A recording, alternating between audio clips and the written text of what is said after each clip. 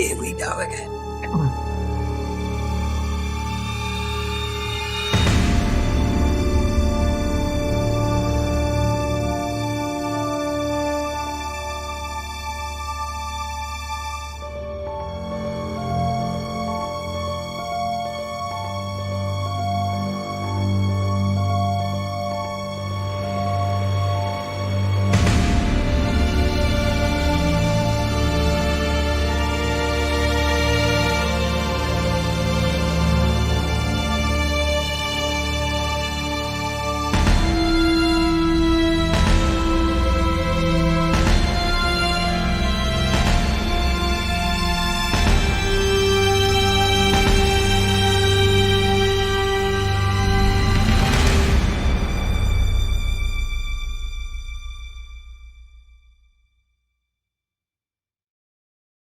Hello, and welcome to Rise of the Runelords, the Skinsaw murders, I should say.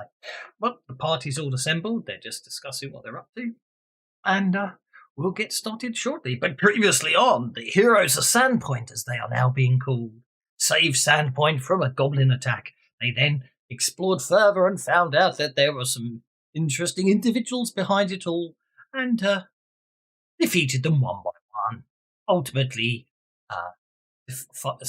saving the day by fighting in quite some impressively long fights. And as I say, I'm not going to give too much away. Watch Burnt Offerings if you haven't seen it, but now we start back in Sandpoint for part 1, the Skinsaw murders. So, the heroes of Sandpoint, as everyone seems to be calling you these days, have had a few days at rest and relaxation since returning from... exactly remember where you were for that final fight. Oh, it was under Thistletop, wasn't it? Yes, from returning from Thistletop. And you brought Shadow Mist back, and you can, obviously there's some inquiries there. You have found out their owner, but at the same time, if anyone planning to keep Shadow Mist, there's nothing to stop doing that either, of course.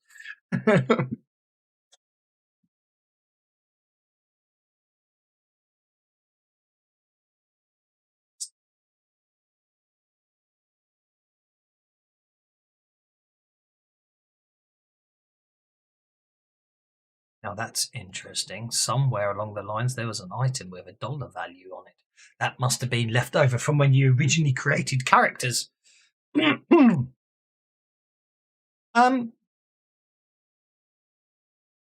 Possibly.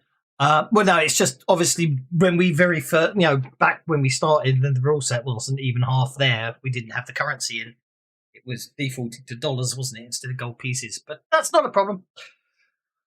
I think I've gone through every item since then and worked it all out. But what we shall say is you are given a reward of 12 platinum pieces for returning Shadow Mist, and we'll distribute your gold pieces and platinum pieces accordingly. And as I say, you've got you're quite popular now. You're the local heroes, and obviously Amico has basically offered you free board in the Rusty Dragon Inn for life. Well, this is it. Yeah, this is what I'm saying. This is the start of some downtime. Yeah, so basically Amico has given you free board in the Rusty Dragon Inn for life.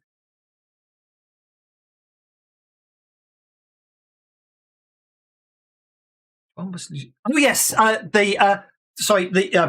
the Sage's daughter. Yep, you can go visit. You could go visit her. That's no problem at all. As I say, the shops of Sandpoint are almost all of the shops of Sandpoint are more than happy to provide service to you. Even the general store. Except it's giving me some. Oh, that's because I've locked it. Even Venvinda will actually serve you in the general store. You just get the impression that he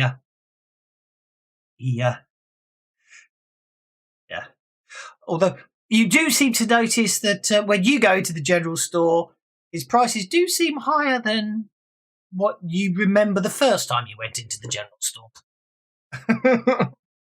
But as I say, A number of shops are available. There's Bottled Solutions, there's the General Store, there's Savar's Armory, and the Feathered Serpent are all stuff.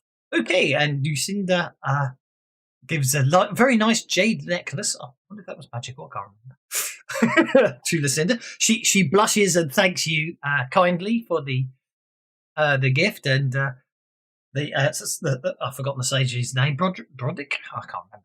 But her father is again thankful and reminds you that if you ever are in need of his services, he will be more than happy to provide them, as you have rescued his daughter from that evil place and that evil man. Ah, yes, the Sihedron.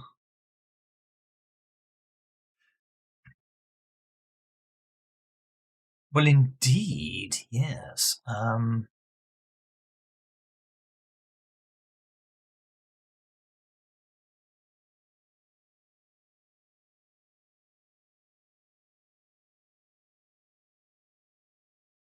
Okay. Not at all. Well, that's fine. Obviously, Miko's very always a cordial host and very friendly, but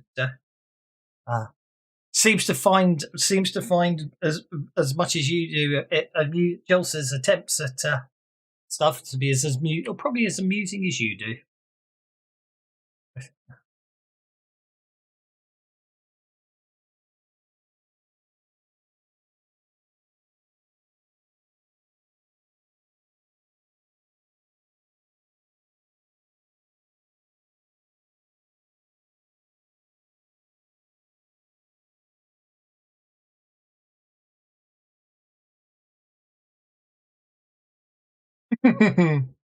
So you want to center. Okay.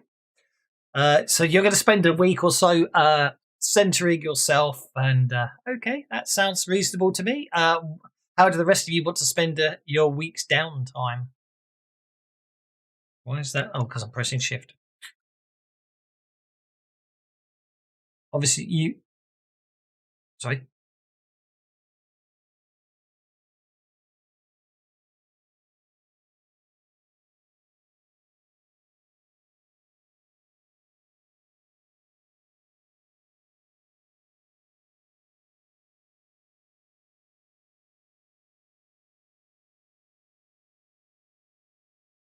I certainly possibly did keep his name before I wiped everything. But that's absolutely fine. Yes, yes. No, that's not a problem at all. You can certainly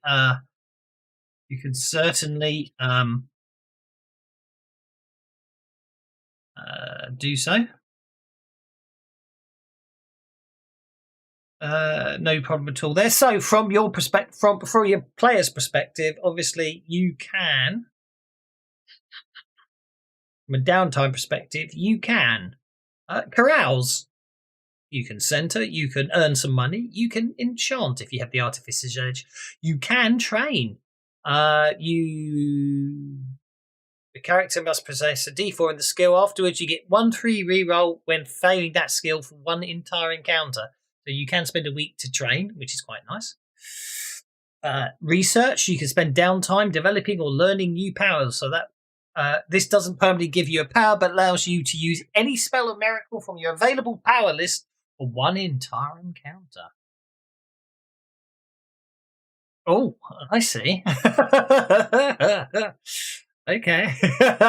Okay. Well, I wasn't sure if that was the reason for the generous offering, but most certainly, yes, I think that will be. You spend a very pleasant week centering yourself, and you and Lucinda are seen around town on more than one occasion. Obviously, good friends. Clearly. Okay. Yeah, training, or there's research, or that you can just rest, which obviously gives you natural healing. So, what does everyone else want to do for their downtime?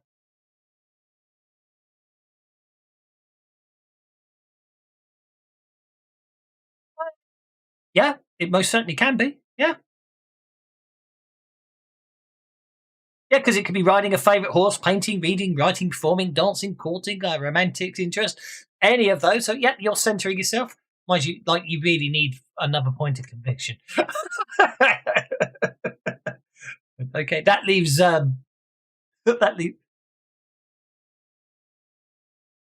that just leaves Bert, Dondrad, and Goodfella.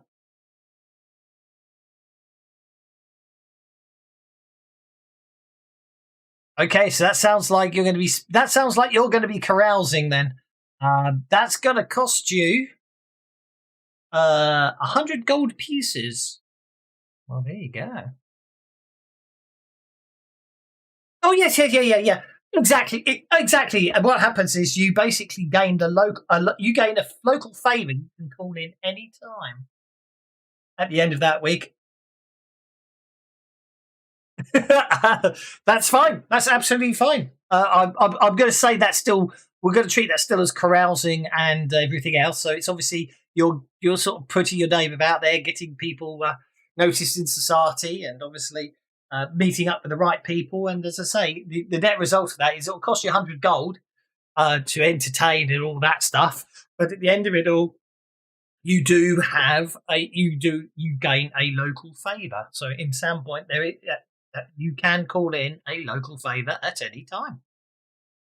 The greater your rank and overall standing in community, the greater the favour can be. So that can be, as I say, that's all sorts. So you've obviously got the right connections and stuff like that.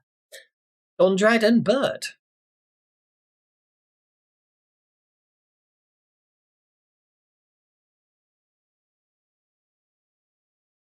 Okay, so you earn some currency in town. So you take on odd jobs in the local. You kill sort of rats in the local tavern, procure items. I mean, as a druid, you possibly, I don't know.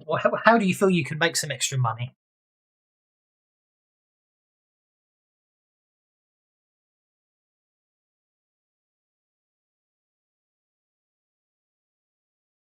Mm-hmm. Sounds good to me. Yeah. Okay, go for it. Go for it. Successful. To earn a fee. Critical failure means you don't make much money and you embarrass yourself. If the job was dangerous, you also take the equal. It most certainly wasn't. Success earns you 200 gold pieces. You earn at the end of your week.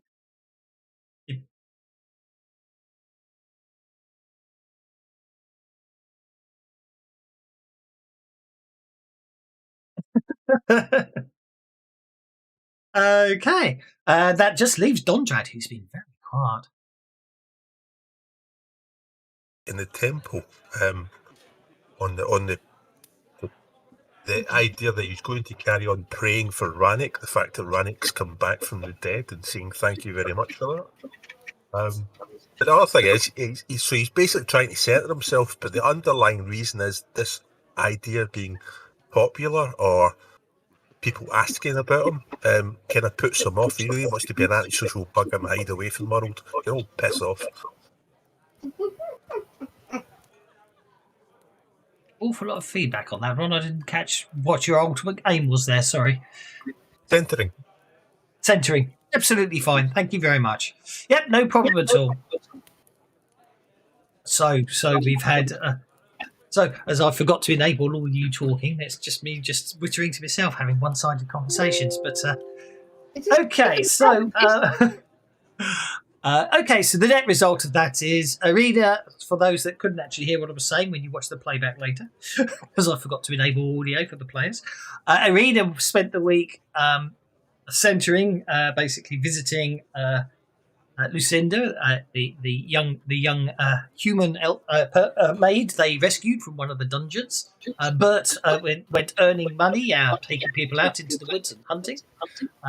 Jelsa spent time doing what she likes best, which therefore meant she was centering herself. She was just bucking around and entertaining herself. And Tavis's mic is picking me up for some reason. It's very disconcerting. Rannick spent the week basically coming to terms with the fact that he isn't a nasty little half-orc, and people might actually like him for individual person, and therefore consented himself. A good fella went round the place making business contacts and all sorts, and Dondrad has centered himself, so that's all good stuff. Now, I do believe some of you want to do some shopping, so Brannick would like to visit the Feathered Serpent. Righty-ho, I still haven't exactly worked out how this goes, but we shall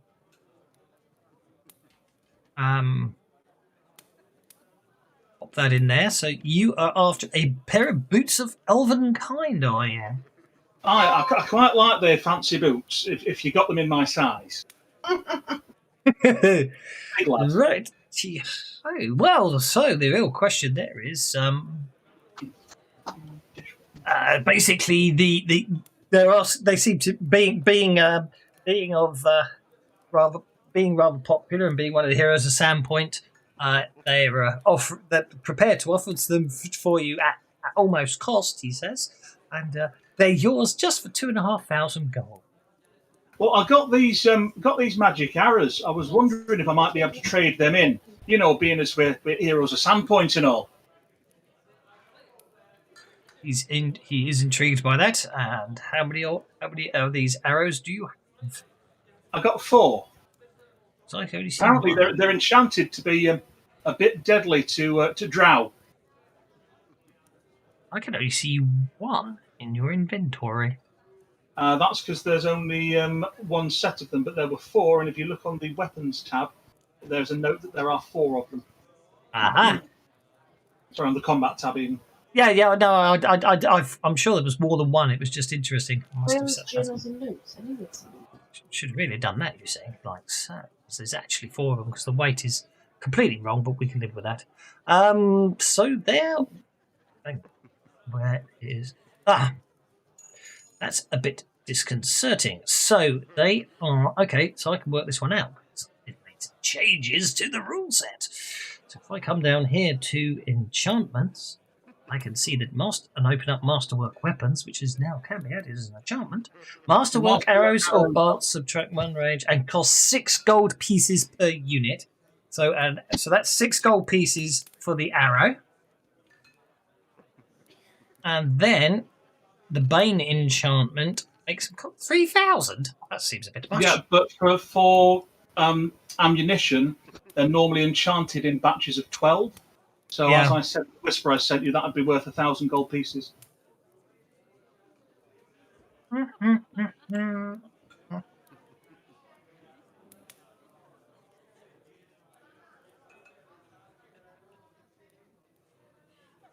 Okie dokie. So let's say, okay, so what we shall do is we shall literally delete those arrows off you.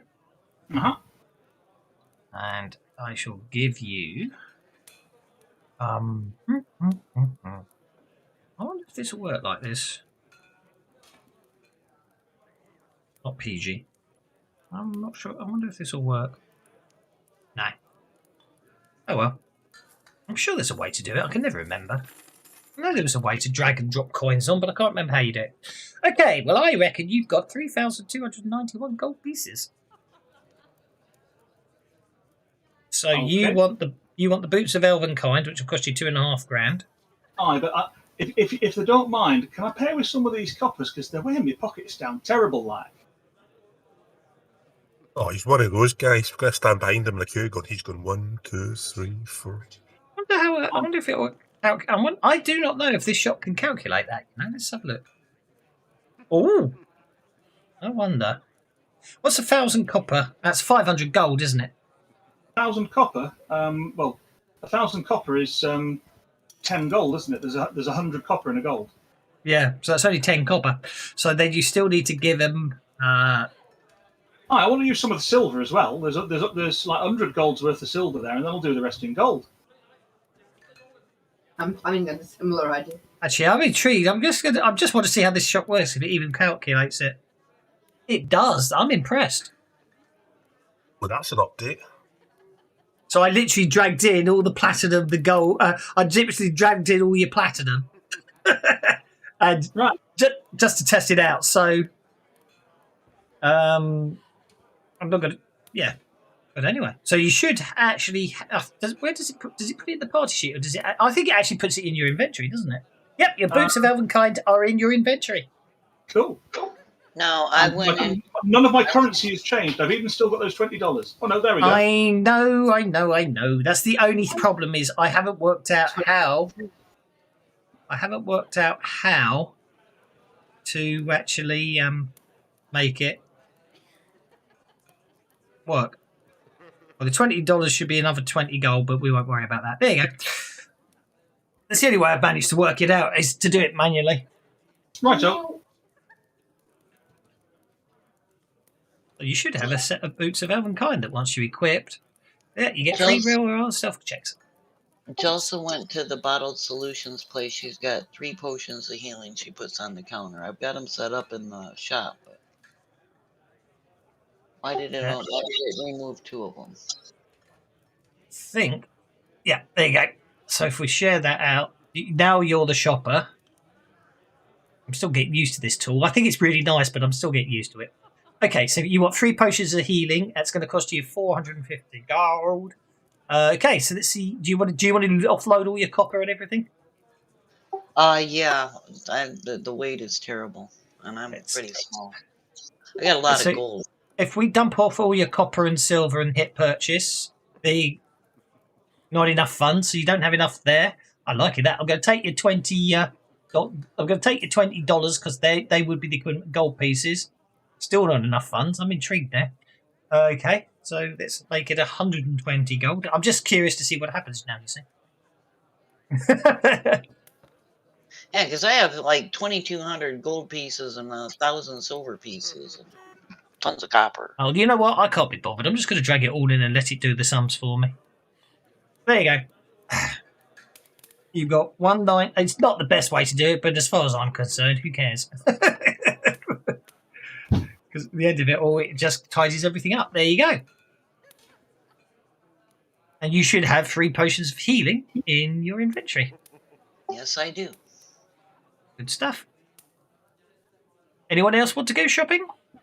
If they've got what I asked for, yeah. What are you after? I'm looking for wands, assuming there are any available that I can even afford. Okie dokie. Savar's Armory should have had. Oh, Savar's Armory is just weaponry. That's where the masterwork shurikens are. Oh, Jelsa wants those as well, do you? Yeah, I wanted 2 of them. Okie dokie. Let's inventory. Let's take your gold. I'm just going to take all of it because it's just so much easier just to take it all. And then 1, 3, 4, 5. Not that I can't do the sums in my head. It just makes life easier. There you go. You should have 2 masterwork shurikens. I do believe this week, at this current week, no one had any ones. I'm afraid. Bottled Solutions only does potions. The general store doesn't, as a rule, do magic. It just sells general items. I'll have a look at what potions are available then. The bottled solutions, you should. If you haven't turned on shops, if you go into options, sidebar, you should have an option to turn on shops, and then you can. It's the little cog above characters. Yep. Can Dondrad try to buy some potions? Yes, Dondrad, do you want to buy potions from Bottled Solutions or the Feathered Serpent? Because they do both have potions, obviously different potions. Bottled Solutions, please. Dondrad wants to go to Bottled Solutions. Okay, there you go, Dondrad. Off you go. Purchase away. You literally just drag them out and drop them into item to purchase.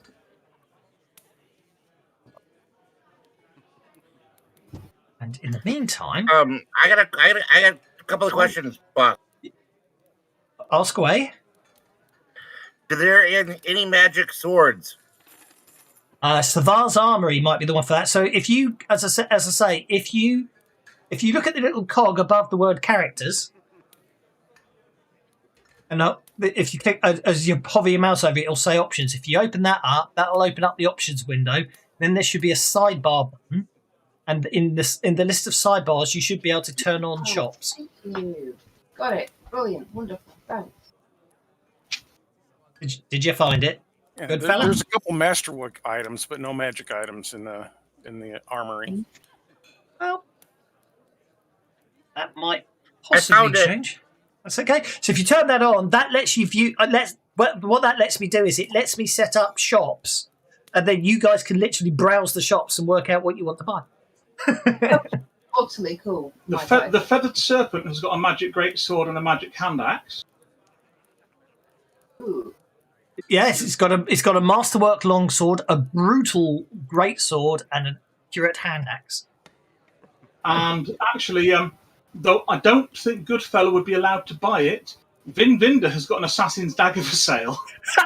No, I'm afraid Goodfellow will not be allowed to buy anything from Vin Vinder. Someone else could possibly try and get in there and buy it, but Vin Vinder is doing it. You do seem to notice that everything seems to cost nearly 100% more than it used to. And that assassin's dagger is over 134,000 gold pieces anyway. Out of interest, did you manage to get your 2,283 gold into the payment there, Conrad? No, I'm just trying to work out what I'm doing. No, it's okay.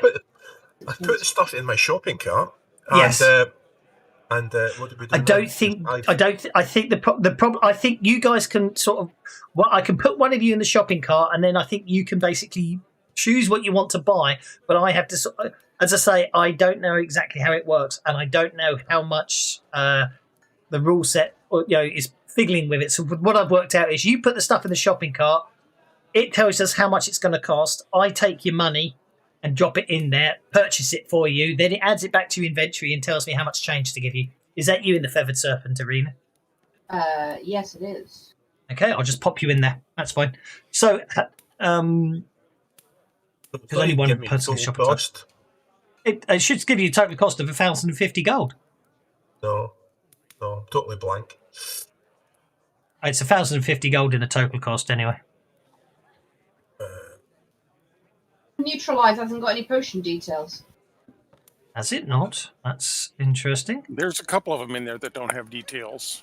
Yeah, Minor Protect doesn't either. That's probably... that's interesting. That's... Well, I mean, you know what they do. They literally potion minor protection. It just takes you to the power. And it's basically that. That's all it is. I think it's gone wobbly. It's fine. It's looking so fine for me. So what I've done is I've exited the window, reopened it, and it's updated itself. So, yeah, that is a known quirk. So, and now it says 1,050 gold. Items. Let's have a look at the potions, because I'm curious how that some of those potions could have got there. So potions, or what was that? Potion, or well,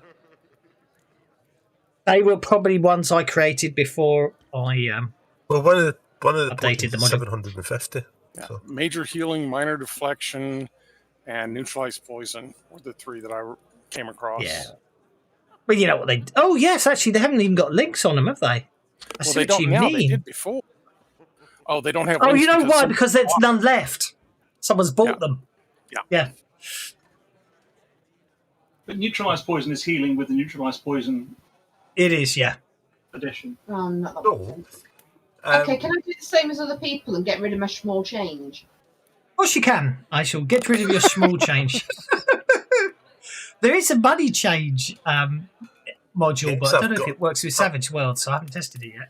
I don't know, but if it does, it beats whoever the author is. Thank you very much for that, because that has saved me hours in D&D. I'm going to put your $20 in as 20 gold, because that's what it should be. Then there's your 1,238 copper. You know, in real life, paying in pennies would not make you any friends.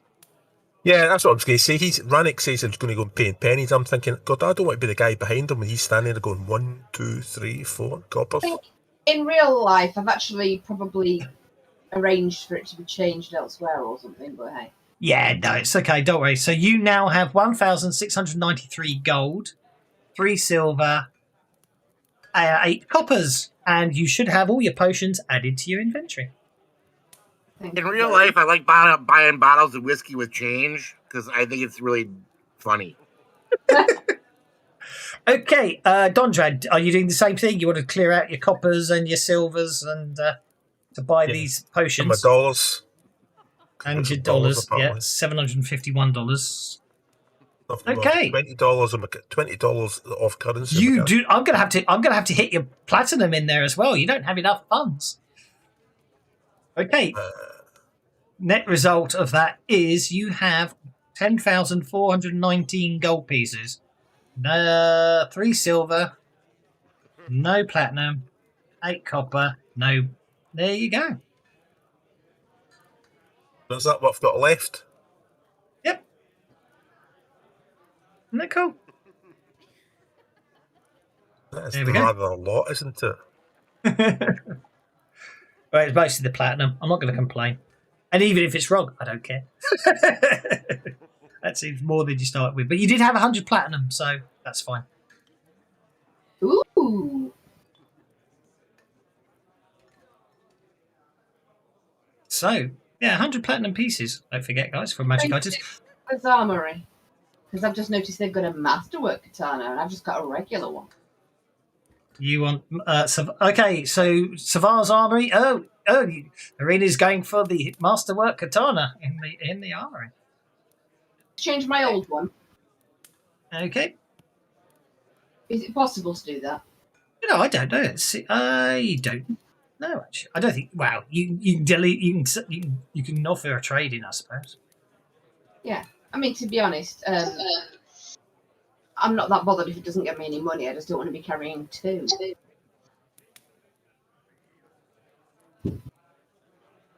Don't update that one. I'll give you a new one. Okay. When you buy the new one, you'll get the new one.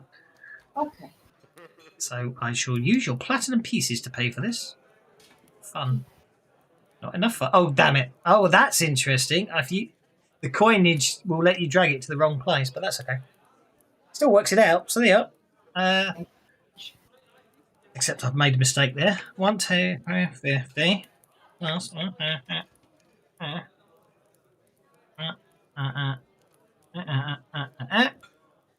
11,943 gold. Okay. There we go. You should now have a masterwork katana. Did Dondred... Sorry, not Dondred. Did Goodfella want to go for...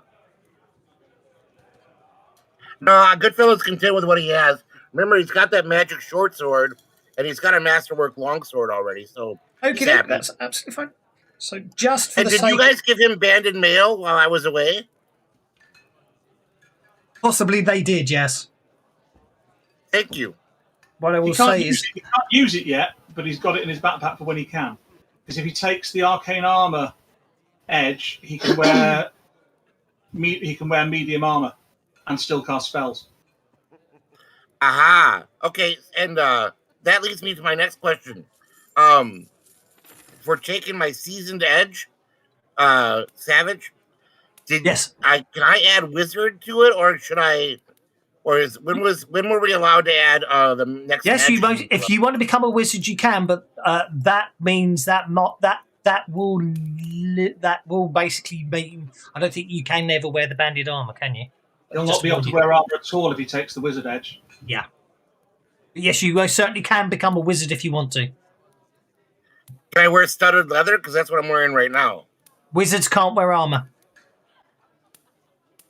I mean, you can. It's just a -4 on all your spellcasting rolls.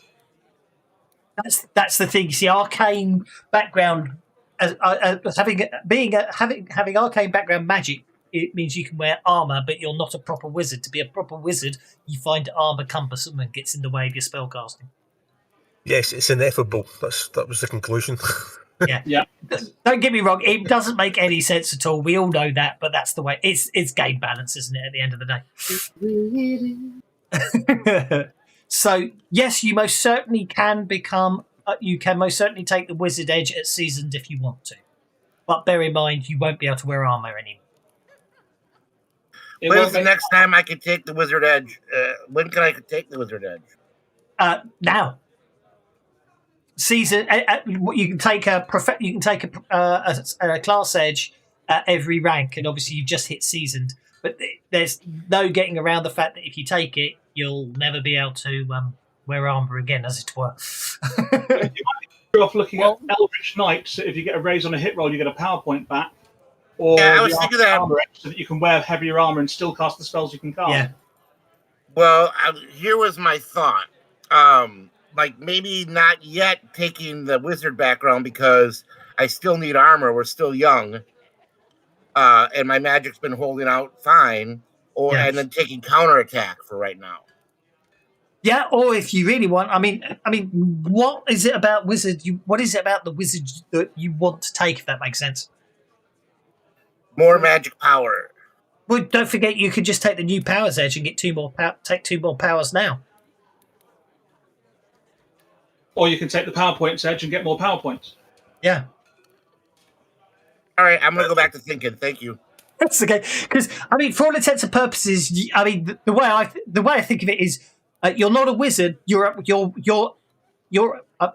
fighter mage, for want of a better word. You know what I mean? You dabble in magic, and you're also a fighter, but it doesn't mean you can't become more powerful in magic. It's just you'll never be a proper wizard, if that makes sense. But then maybe you don't want to be. You'll never get your hat. Still my hat, apparently. Indeed. Anyhows, what I'm going to do now is, I seem to recall.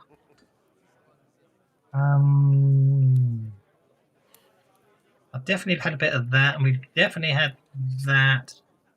I think that's how we are at the moment. I think we've had all of those, I think, unfortunately. And I think that's where we've got to. There we go. Okay, that's fine. Just updating notes in the background there. So, okay. Can I ask a question? Yes. The rhino hide. Yes. It says it where it adds +4 damage to one successful fighting attack in the turn in which he runs at least 5 inches. Does that mean rolling a 5 or a 6 on the running die, or does that mean moving 5 inches? I would imagine it just means moving 5 inches, personally. Right. So in that case, Ranik would also like to buy the rhino hide, please. Shops is that in? That's in Serpent. Yeah, that's in the Serpent as well. Okie dokie. You pay for that with your platinum. I'll pay for it with the gold because the platinum would be lighter. Yeah, you do know you didn't actually have to trade anything in with 100 platinum. But you've got quite a bit of. I mean, 100 platinum is 500 gold, isn't it? More than that.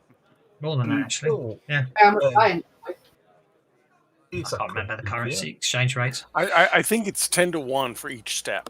Yeah, it is 10-1, isn't it? Sorry, it used to be. They used to be slightly different. ADD there was 20s in there and 50s and all that, but they changed it back to D&D style. Yeah, it all went decimal. Yeah, it all went decimal. I'll pay gold. You're going to pay with your 8,214 gold. Yes. Okay, you now have 3,049 gold. Thank you. And you should have some rhino armor. I do. Rhino hide armor. Yeah, can I buy a potion from the Feathered Serpent? She can. Which leads me to a question. Yep. Question is, if it's a major potion, how do you know it's a major potion? What do you mean, how do you know it's a major potion? No, it's a major potion. It's 600 gold rather than 3.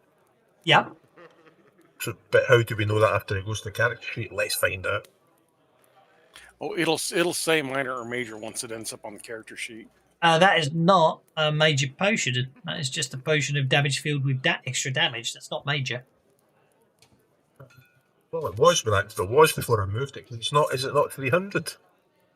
No, it was always 600. Right, hang on. Let's shut that and open it again. Fellowship. You're the heroes of Sandpoint. You're buying them at cost here, don't forget. Right. Good Okay, fella at that one place. You've doubled it up, haven't you? Right, okay. That kind of makes sense. Yeah. They cost 300 to craft, but 600. They sell at 600, don't they? Yeah, okay. So we'll buy that. Sorry, what was that, good fella? Nothing. I figured out what I was going to take, so I'll tell you later. Oh, no, it's okay. I can... Tell me now. I'm taking new powers, and I'm taking blast and barrier. So that makes perfect sense. Both legitimate and... yeah, because you can take novice and seasoned powers. You're fine. Take both of those. Go for it. Okay. Are you buying this potion of Yes, damage field? Inventory. Okay, let's just dump. I can do the subs in my head, but I just want to make sure it's doing it right. It ain't. You've all got more money out of that, but I don't care. Oh, no, it is. I can do the sums in my head. I was forgetting to. I forgot. I was forgetting it was 800, 600 there as well. But there we go. All well and good. yeah, it does behave differently from what I've seen in the past. Whereas the one I've got is you press purchase and it creates a parcel. Mm. And Well- the parcel has a negative value money in it, but when you drag a parcel to a token, it does the negative calculation. It puts item in inventory, like any Not treasure parcel. Not to worry. So okay. So as I say, at the end of all this of shopping and looking at your nice items and centering yourself and making business deals around town and all sorts, Sheriff Hemlock approaches you one evening in the Rusty Dragon Inn. Evening, Sheriff. He walks over and greets you. He greets you and has a quiet word with Amico, and you and the sheriff head to one of the more private rooms in the tavern that Amico had in the inn that allows people to discuss stuff with less eavesdropping going on, and after pleasantries and small talk, the sheriff gets down to business.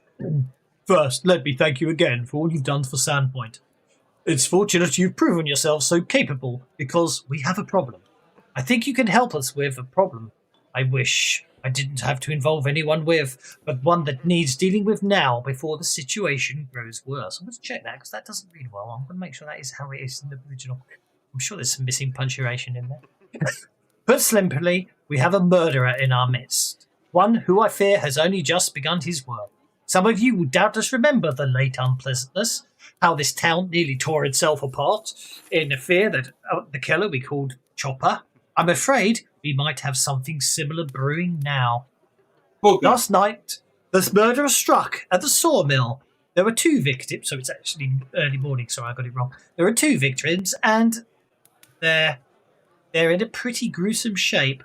The bodies were discovered by one of the mill workers, a man named Ebor Thorn.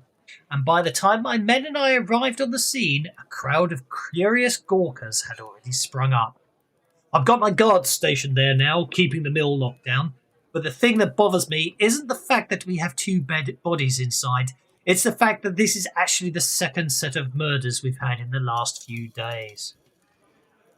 I come to you for help in this matter. My guards are good, but they're barely able to handle themselves against the goblins. And what we're facing now is an evil far worse than that. I need your help, but I'm afraid you'll need help too. You'll see, I'm afraid this particular murderer knows one of you as well. What? At this point, the sheriff passes over a blood-stained parchment to Arena.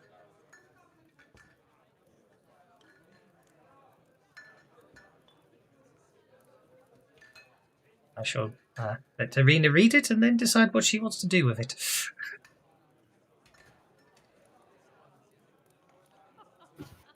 Rannick is giving Arena a I look hard look. absolutely livid and hand it to Jelsa. Okay. You hand it to Jelsa. Oh, it's the jerk. Yes. The one I wanted to get to walk off a cliff or something. See, Excuse me, is this some kind of ladies only thing? It's that stupid man whose dog I rescued who was chasing me around. The one who we went on the hunt with. What, Foxglove? Yes. I'm glad I dumped his Arrogant human. So what's on the letter? Is that the wax? I'll put it on the table. Looks like blood. Yeah, probably blood. It is a blood-stained scrap of parchment. Who are the victims, I ask? Irina's name is written in blood on the outside of the folded parchment. Inside is the short message. Who are the victims? Night workers at Sawmill, I'd imagine. Okay. The sheriff goes on to explain the note was found pinned to the sleeve of the latest victim by a splinter of wood. He comforts the heroes with the belief that this was left at the murder scene to throw suspicion onto you. And while he certainly doesn't believe they had anything to do with the murders, if word of this note gets out, he's afraid the town's reaction might not be so understanding. For this reason, and since he doesn't want to start a general panic, he asks you to keep as quiet as possible about the murders. Victims.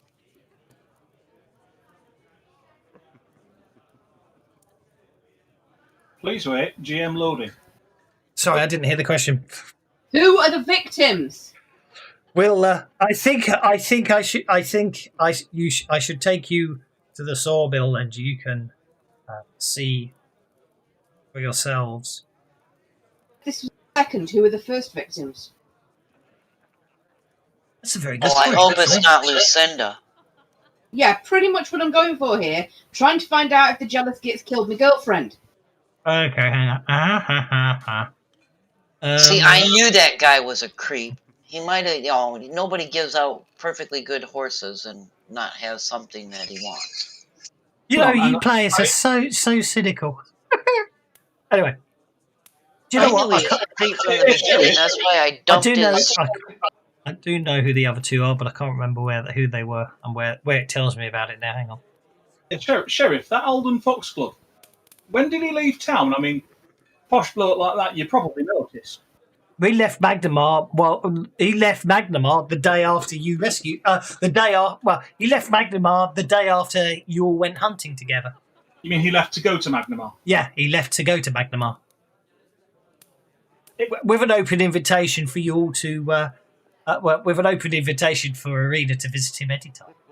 Now, I know you didn't like him, Irina, but just because some murderer has written your lordship at the end of a thing doesn't necessarily mean it were him. Now, I'm not saying it necessarily ain't either. I mean, don't look at me like that. There's no need to look at me like that. Calm down. I'm looking you like I can't remember. I can't find where it tells you who the other bloody two people were murdered are. Anyway, you want me to decide. for the sake of argument, don't worry. I know for a fact it's not Lucinda, but it would help if my PDF reader didn't actually freeze. Okay, well, we'll assume it's someone and I don't actually know them, so that will solve that problem. Well, but it's you'll learn to love me, desire me in time as she did. Give yourself to the pack. Well, what pack? Well, can I make a suggestion? Wasn't the person that turned himself into the harpy-like wing thing? Did she have a boyfriend? Well, her boyfriend was Amiko's brother, and we already did for it. Well, he did for himself when we got him into prison, didn't he? Unless what he did in prison wasn't that.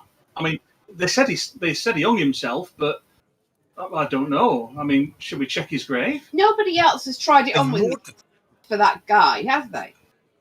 And more disturbing than that, is it actually referring to him? In all fairness, you probably had more than one NPC, one person around town trying to be friendly. After all, you are the heroes of Sam.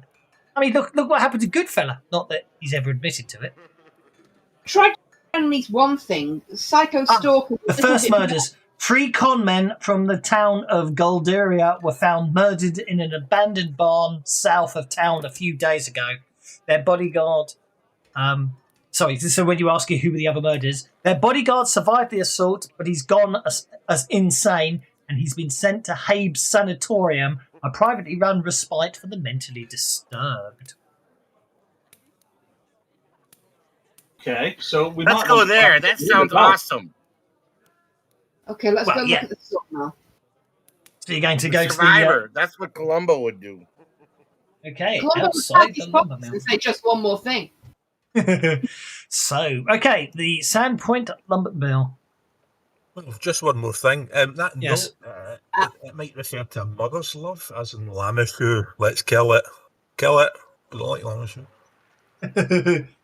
She is Mother of Beasts, isn't she? See, I do listen when you talk about religion, Dondrad, sometimes. Okay, so here's some leads that are given to you before you go.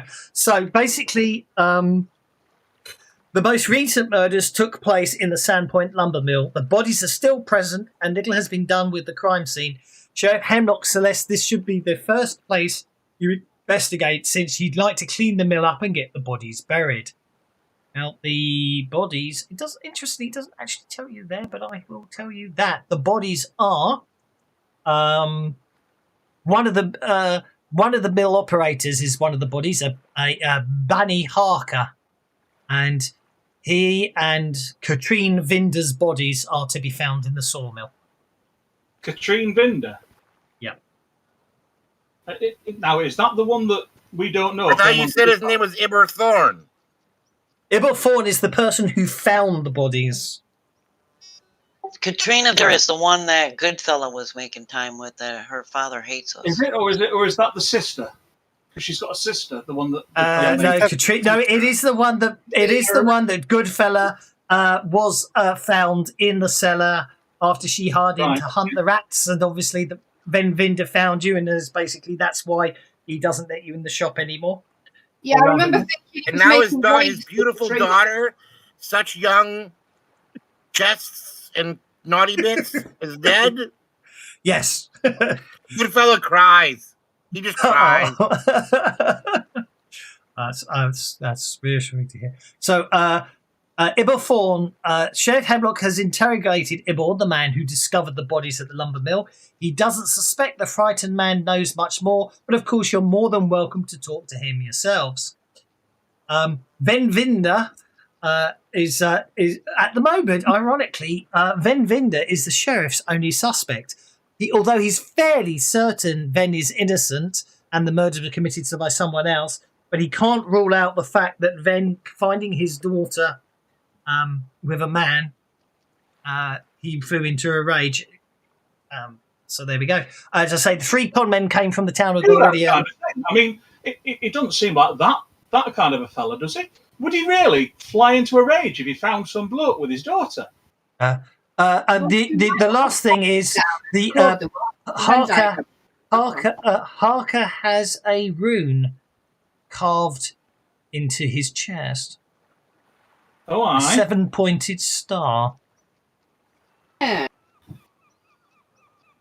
When I asked Lucinda's father to have a look at that and give me more information, did I get any? Still researching. Yes. He's still researching, I'm going to say. I will have a common knowledge roll from all of you. Sorry.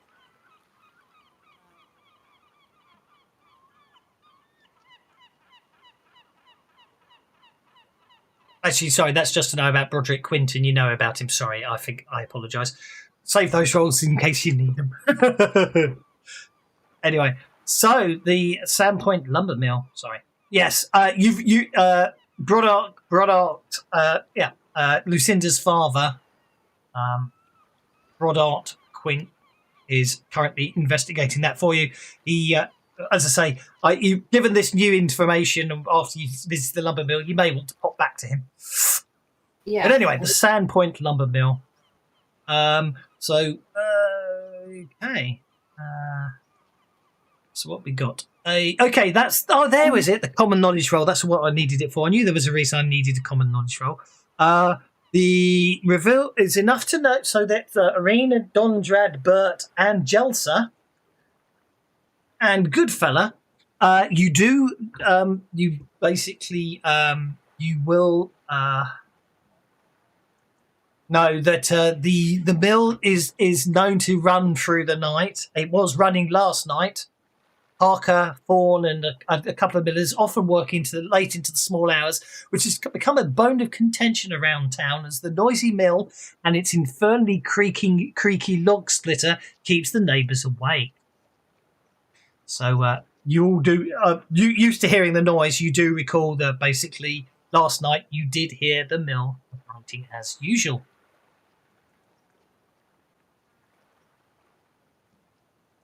So, getting to the mill, Where are we? Yeah.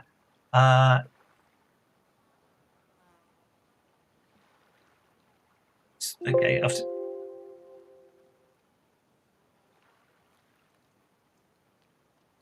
I'm just trying. I nearly ended up working at the sawmill, but then Farmer Brown died and Mrs. Brown died, and I sold off the farm and got some weapons and decided to be a mercenary. But otherwise, I probably would have ended up working at the sawmill. That was almost an interesting story. Okay, so inside the you reach as you reach the lumber mill. There's guards outside. They know that you've been deputized by the sheriff. And as I say, the mill is a well-built wooden structure with very thick walls. The roof of it is wooden shingles, and the doors are made of simple timber and unlocked. And obviously, the guards are keeping everyone out.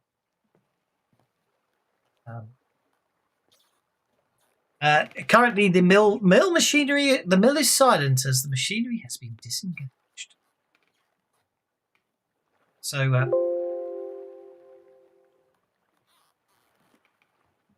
was the mill a known makeout spot? Not that you would think of. Very noisy place. So the timber is delivered. What if you were a noisy lover? That would be a good cover. It would be a good cover if you were a noisy lover. That is very true. So that good fellow make sure that he says that out loud, because remember, he's uncouth. That's the whole point. He wants to fit into high society, and he just drops good one-liners. The whole thing's beginning to feel like some kind of weird fantasy version of Twin Peaks to me. It's certainly going in directions. I'm just seeing if anyone's got some people have made maps of it. I don't think we need to worry too much about it. But anyway, so the timber is delivered to the mill via a small pier that extends out into the Turandurok River. So as I say, that's as obviously as you walk down to. Actually, we look. It must be on the. So I'm just having a look here. In fact, actually, you can see the timber mill on the backdrop there. It's got the little pier on the right hand side. Where's my map of Sandpoint? I should break that out. I mean the one at the top, the Tudor kind of building, or the one at the bottom, the big one. The one in the middle. The one in the middle. Oh, I would guess the one in the middle. If you look at the water, you can kind of see some logs piling up next to the pier. Oh yeah. Yeah. On the right hand side, yeah. Yeah. Okay. Reminds me up. You need to load up the. You need to load up the guide to Verissa just to get the maps, but that seems to be the way they did it. Images. I do need to put shortcuts to the maps into guide to Verissa. That's for sure. Sandpoint. Yep, so the Sandpoint lumber mill is over here, and I'll share that map there. So there is the Sandpoint lumber mill, and as you can see, there's the pier extending out into the river. So it is. And with the logs, it's really as you can see on the wallpaper, the logs are gathering up there. So there we go. Okay, so that's the timber pier. Obviously, you that extends out into the river, and. As I say, you've got the Turandurok River. And as I say, well, I'm going to actually put you guys on the map. That way you can sort of position yourselves. Oh, hang on. Oh, of course, you think by now I would have learnt that you actually have... Right, let's go... Rannick. Right, the giant hermit crab, you managed to beast friend that, so you didn't have to fight it. Schnookums Dondred, who's missing? Goodfella's missing. And then I'm just going to add you all onto the map. And then obviously you'll be all over the bloody place. So let's just group you all together. Hopefully I will unlock tokens so you can move freely. As I say, you can. So obviously I can't take you. Well, obviously I don't have an inside map for the sawmill, but obviously if anyone wants to explore the pier or anything like that, you can just move yourselves along the pier. If you just want to enter the sawmill, then just basically place yourself on top of the sawmill. If you want to scout around the outside, that's absolutely fine as well. Rannick would like to have a scout sort of around the outside of the sawmill and along the pier just to see if there are any obvious tracks of maybe somebody running Can I away. have a survival tracking roll, please, on the pier? Okay.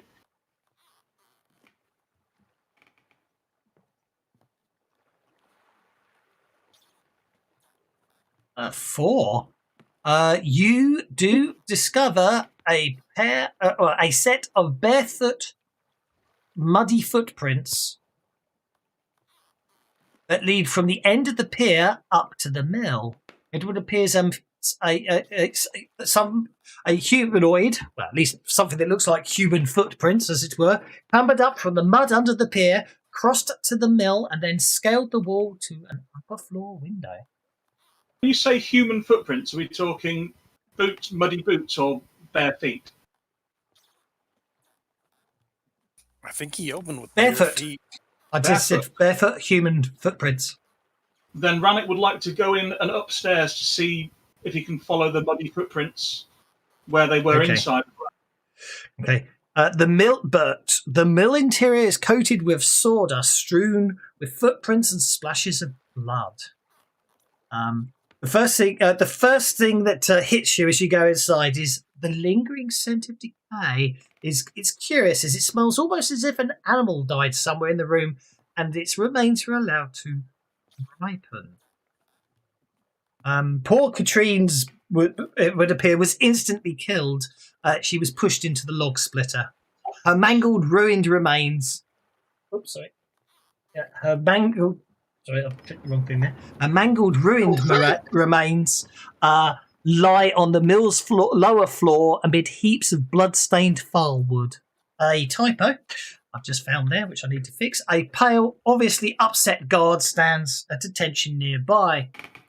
Harker's body has been horribly desecrated. The poor man has been affixed to the wall by several hooks, normally used to hang machinery. The body... oh, God, it's bad in here. Just going to just my typos. It's where it hyphenated because it went across the lines and I've missed them. Okay, where was I? The body is mutilated, the face carved away, the lower jaw missing entirely. His bare chest is defaced as well, bearing a strange rune in the shape of a 7-pointed star. Hey, didn't they have a rune like that in the dungeon a while ago with the woman? They did indeed, and I'm sure I possibly got you to do this before, but just in case, if anyone wants to make an occult roll to have a think about that 7-pointed star again, you can certainly do so. I mean, I set somebody researching it, but I kind of assumed I'd done my own thinking first. Exactly. I have to spend a week looking up things in the church. Indeed.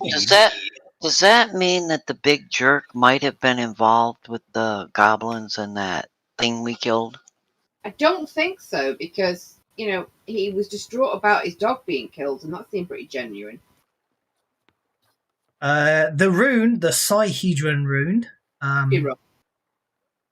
it's an antiquated glyph symbolizing arcane magic once practiced in ancient Thassalon. And the rotten scent, actually, that's the rotten scent, as I say, still seems to be around here. From your point of view, it's interesting. It tells you that I do believe what actually happened is, here we go. Your Rannick's going up through the upper floor window, so through the upper floor. I think he literally comes in through the window and the machineries. I'm not sure when it says on the upper floor or not there, but anyway, well, basically, it would appear that that's how he got into the place. There's not much more. It doesn't appear to say much more after that about it, other than obviously. So Rannick will appear on like a mezzanine and lean over and say, "Looks like Bugger came in up through these. Oh, bloody hell! What's that? Oh, that's vile! Oh my! What the smell? Excuse me. Oh, that's better. Now, okay. I think the anyone inside the barn, inside the mill, can make a survival tracking, or notice at -2. So if you've got tracking, make survival, or you can do a notice at -2. Obviously, Ranix possibly sullied the crime scene slightly. Broke out the window. Okay, good fella notices it. Everyone else apart from Irina makes their notice checks. You notice basically looking through you looking at the tracks and the sawdust and everything else. The tracks reveal a desperate struggle took here hours ago. Who got the raise? Good fella got the raise, and Bert got the raise. You could tell that one set of bare footprints reeks of rotten meat. The footprints that smell. I assumed it was the corpse. Well, this is the thing. So that's obviously the Katrine's body.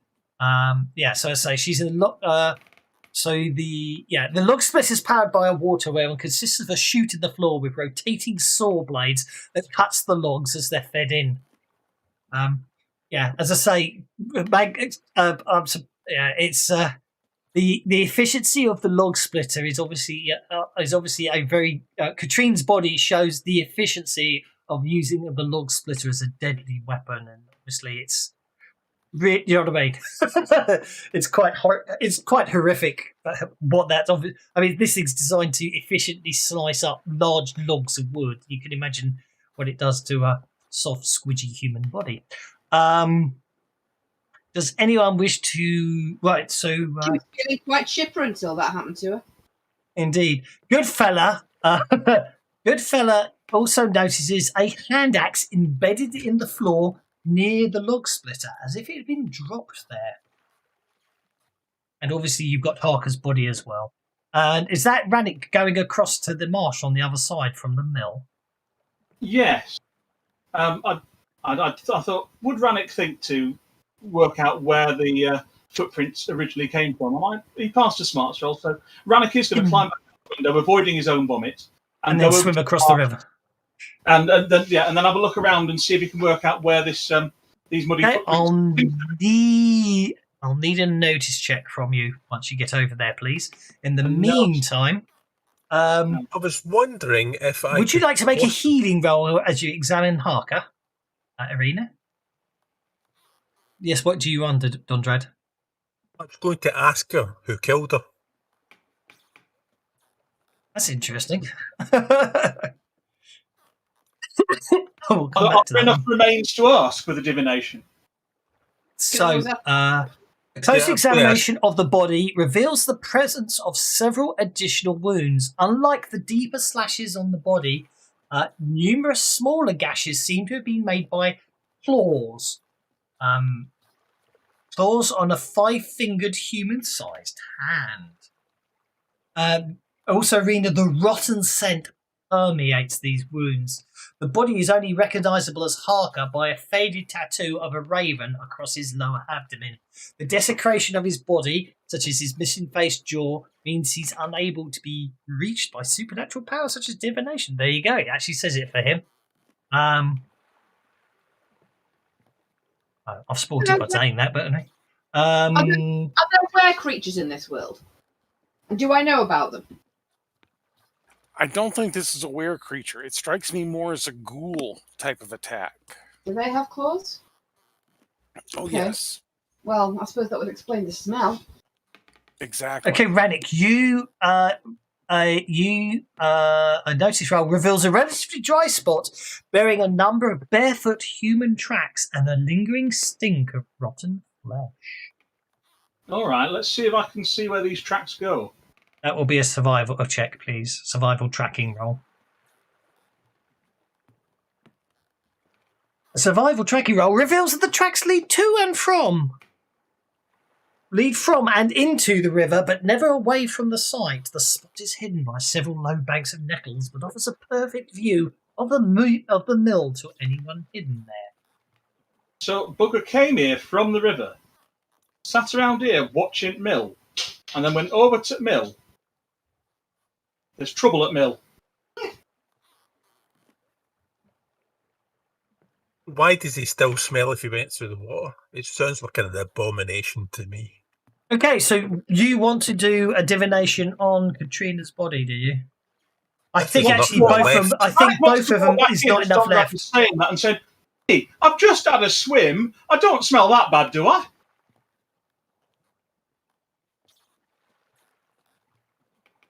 Actually, I'm not sure why this one's here, but I suppose it's in case you want to turn the machinery on.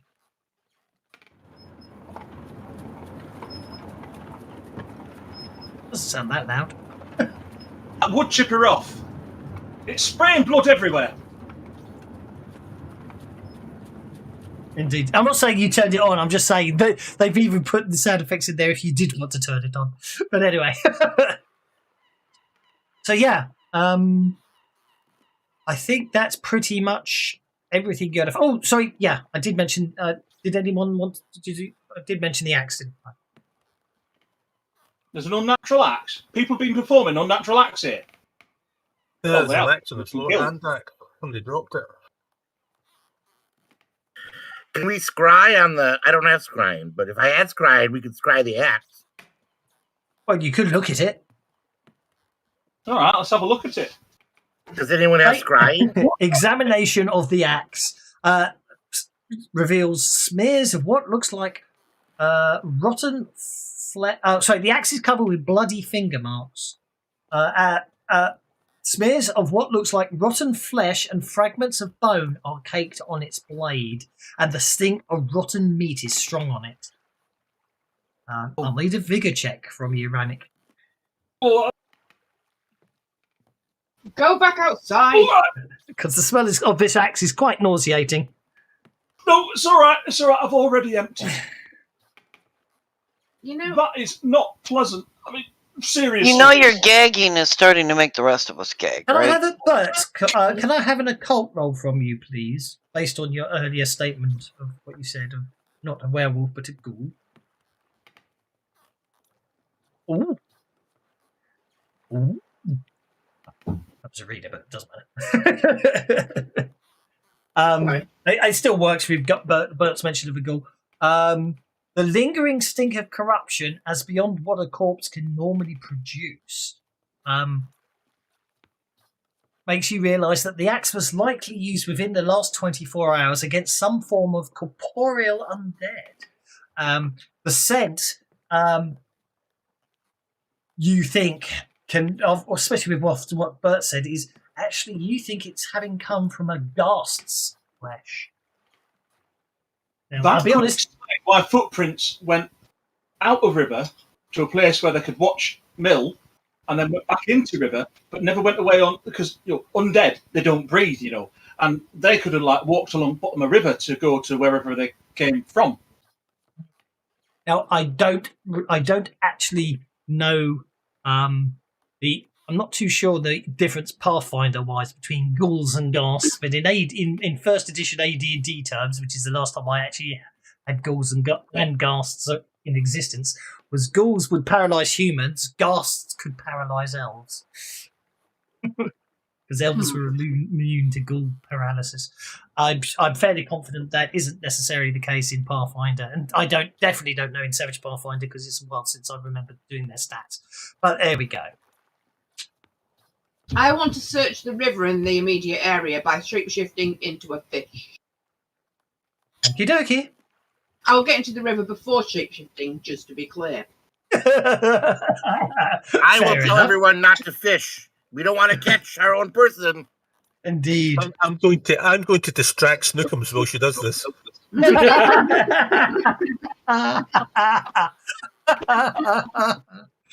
Oh dear. Going to reward somebody's there for good stuff. Funny enough, the adventure doesn't actually give me any information for what you find in the river when you shapeshift into a fish.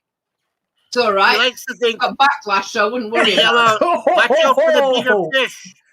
What if there's a bigger fish that's going to eat her? No, you saw lots of stuff, but you can't remember any of it. Because you've got the memory of a fish. Yeah. Yeah, they proved that's rubbish, haven't they, actually? They have, actually, yes. They have proved that goldfish don't have a 2-second memory. But anyway, that's by the by. Okay, so you basically clamber into the river And as you're preparing, I think the easiest thing to say is as you're preparing to cast, basically you're distracted by having to avoid one of the logs that's floating down the river to the sawmill. You slip. You basically put your foot deep into a hole, a slightly deeper spot of the river. It shears under, and just as you're trying to cast a spell, you go under, get a mouthful of water, come to the surface, popping it all up, suffering a point of fatigue and a power point spent for a failed casting. Oh, by the way, if we have any time in that week we'll have got our power points back, won't we? Oh yes. So you just spent one though because you basically and then I'm just going to say we'll just need a nice athletics check from you to swim safely back to shore. Otherwise, we'll start instigating the fact you're drowning. All right. But I'm sure one of the big fellows can save you. Yeah, you're fine. Okay, you swim back to shore, having decided that was probably a silly idea after all.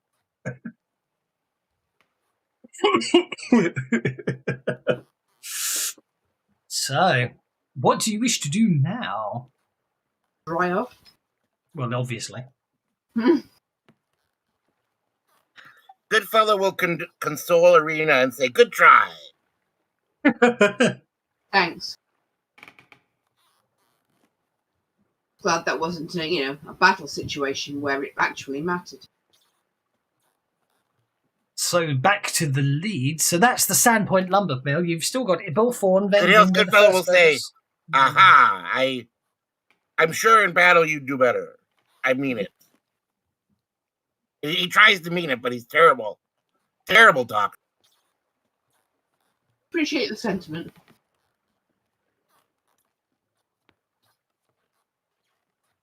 I'm taking. Yeah, Sheriff. Yes. Sheriff. Where are we going, Savage?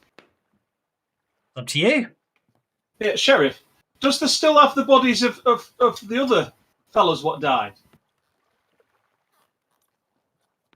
What about the con men? They can't hear us. There's no way.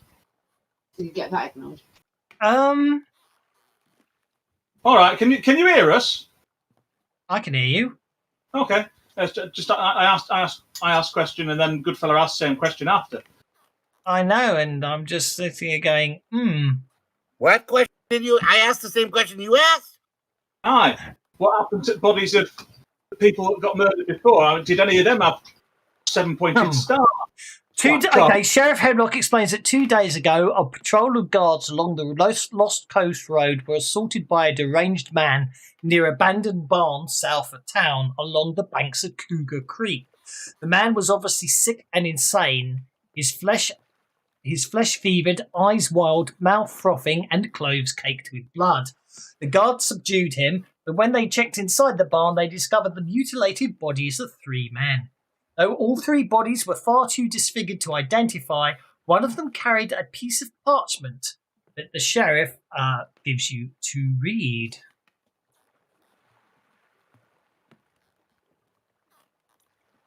Messrs. Mortwell, Harsk, and Tabe. A deal has come about and I need your capital for. It involves property and gold, and though I am not at liberty to tell you exact details, it will make us all rich. Come to Brady's Barn on Cougar Creek tonight. We can meet there to discuss our futures. Handwriting the same? Is the handwriting... Well, have you still got the other one? Where is it? I do indeed have the other one. Looks the same as me. I think that they both signed it, your lordship. There you go, just in case you want to compare them. Yes, they are exactly the same. The note identifies the bodies as Tarch Mortwell, Lerner Harsk, and Gedwin Tabe, 3 notorious conmen and swindlers well known to Sheriff Hemlock as local troublemakers. He personally forbade the 3 men from operating their con games and barely legal operations in Soundpoint, and wasn't particularly surprised to find them murdered. It was only a matter of time before they tried to swindle someone worse than them after all. But now in the light of the Mill murders and the fact that Mortwell, Harsk and Tabe all bore the same 7-pointed marking on their chests that Arca does, Hemlock is convinced there is something worse than revenge afoot. The bodies of all 3 men lie in a cool basement room below the Sandpoint garrison, not far from the holding cells containing Ebor and Ven. You are most welcome to examine them if you wish. You know something I noticed about this note? Both notes, actually. They're trying to claim they're from somebody of good breeding, but they don't seem to be of somebody good education.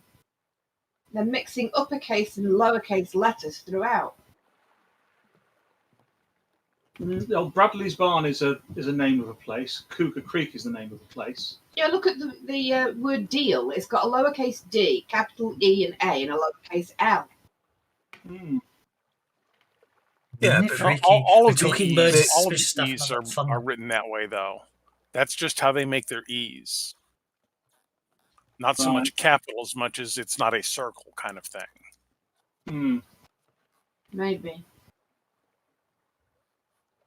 Yeah, but I was going to say, it doesn't. There's two different types of. There's the social ranks, and then there's the divine ranks, and one can feel divinity to one's lord without being an actual lord. You could be a peasant and feel divinely blessed. Aye. Give yourself to the pack. I had to step away. Did we learn anything interesting out of the hatchet? That's why you didn't do the occult roll. Yeah, Irina basically, prompted by your suggestion of ghouls, came back with it's being used on a ghast. Right. Okay, that was close. What do I know about ghasts? They're like ghouls, only worse. Right. Yeah, basically think tier 2 ghouls. Ghoul champions. Ghoul, the next generation. Yeah. Like I said, I mean, yeah. I think actually, maybe in Path. No, I think actually, I'm not sure if in 3rd edition and Pathfinder, elves were immune to ghoul paralysis, but they're not immune to ghast paralysis. This is Savage, so it could well be different anyway. So I wouldn't worry too much about that. As I say, we are talking. My knowledge of ghouls and ghasts is 1st edition AD&D and 2nd. Well, if elves lose their immunity, that is pretty ghastly. Go on then. I know you're all trying hard, and I'm going to acknowledge it. This Arca fella. Yeah. What's he known for? The Sandpoint Lumber Bill. He was a penny pinching man. He's I think he's one of the people that runs the mill. Hang on, he were penny pinching. Yeah. So we've got 3 con men what have been killed, and we've got a penny pincher what's been killed. So, is money the theme? The last there. I mean, maybe she were just here seeing her man, and she were just like accident, and somebody's trying to kill con men and that. But why would not? So somebody's like making the dead come back and kill con men. That's a bit weird. It also doesn't explain the note to Irina. Aye, that too. So basically, only person that might have the faintest idea what's going on is some mad guy out at the sanitarium. But don't forget, if you want, you can examine the bodies if you wish, and there's also Ibor Fawn, and they're both in the garrison. You also have you obviously got Broderick Quint doing some research for you. And obviously, as well, we also remember we should check with the girl's dad. He might know what she's been up to lately. Yeah. Can I suggest you don't go, Goodfella? Tell you what, Goodfella, you go ask the girl's dad what he's been doing. Irina can go to see Broderick Quint because she knows him well, and we'll go to Garrison and look at buddies. That'd be a great idea. You go off see shopkeeper. Irina, go see the sage. Well, I don't want to go see. I was just thinking like someone could, not me, man. That was your idea. You go do it. Well, here's the problem with that, Rannick. The shopkeeper vendor does not like any of you. He doesn't like any of us, but he particularly dislikes Goodfella. Yeah, sorry. And he might think that Goodfella himself killed his daughters since he caught them together. He did. I'm not sure anyone's actually got to the bottom of why he really hates you. I'm No, not I sure if don't think he Goodfellas know ever that. admitted to it. Well, I don't know. Goodfella got to the bottom of something, but I'm pumped. Oh, right, okay. Well, you said you were out making business contacts. That's not. I didn't thought you meant that contact. Yeah. It is interesting. It's interesting. Like, there's quite a few things that happened in the first adventure that don't seem to go anywhere, and then all of a sudden, this time around, it's like, oh, I see. So, the plan is you're sending. Well, I'll put it like this: if you stick with that plan and Goodfella goes off to Venvinda, that could get interesting. Yeah, but you know what? I mean, someone's got to tell the father, and the poor girl, she's all cut up. We got to take care of her. Can I have common knowledge checks, please? Common knowledge, okie doke. Yeah, I do want to differ a bit. It's not right that someone so beautiful and promiscuous should end this way. Okay, Dondrad's obviously off in some sort of that religious. ties in what I'm going to say. exactly. I'm more interested in burying the bodies than doing the investigation. Bert, Jelsa, Rannick, definitely Goodfella over here. Basically, obviously, although actual details of what's happened in the sawmill aren't too thing, as you're sort of walking away from the sawmill, you can hear that you hear the word of the streets, and you do see some funny looks. Different looks to the ones you've been used to. Some looks of suspicion and things like that. It doesn't take you long to sort of ask around a bit. And apparently, it would appear that Sheriff Hemlock visited Venvinda first thing this morning, and neighbours said that although they don't necessarily know what's going on, neighbours say Venda flew into some sort of rage so bad that the sheriff took him into custody and put him in a cell. And apparently Venvinda fought like a devil, and he knocked down more than one of the guards before he was taken to the cells. However, and apparently he's still being held in the garrison. That said, other people, there are people who work in the garrison, like people who people who do the laundry and stuff like that. People who aren't soldiers. So stories have got out of the garrison, and apparently, the story that's already starting to go around town is the so-called heroes of Sandpoint murdered his daughter. Oh, great. Well, that's helpful. Well, in that case, especially Goodfella. Goodfella is going to help pick up her remains and take her to the funeral home or the nearest temple.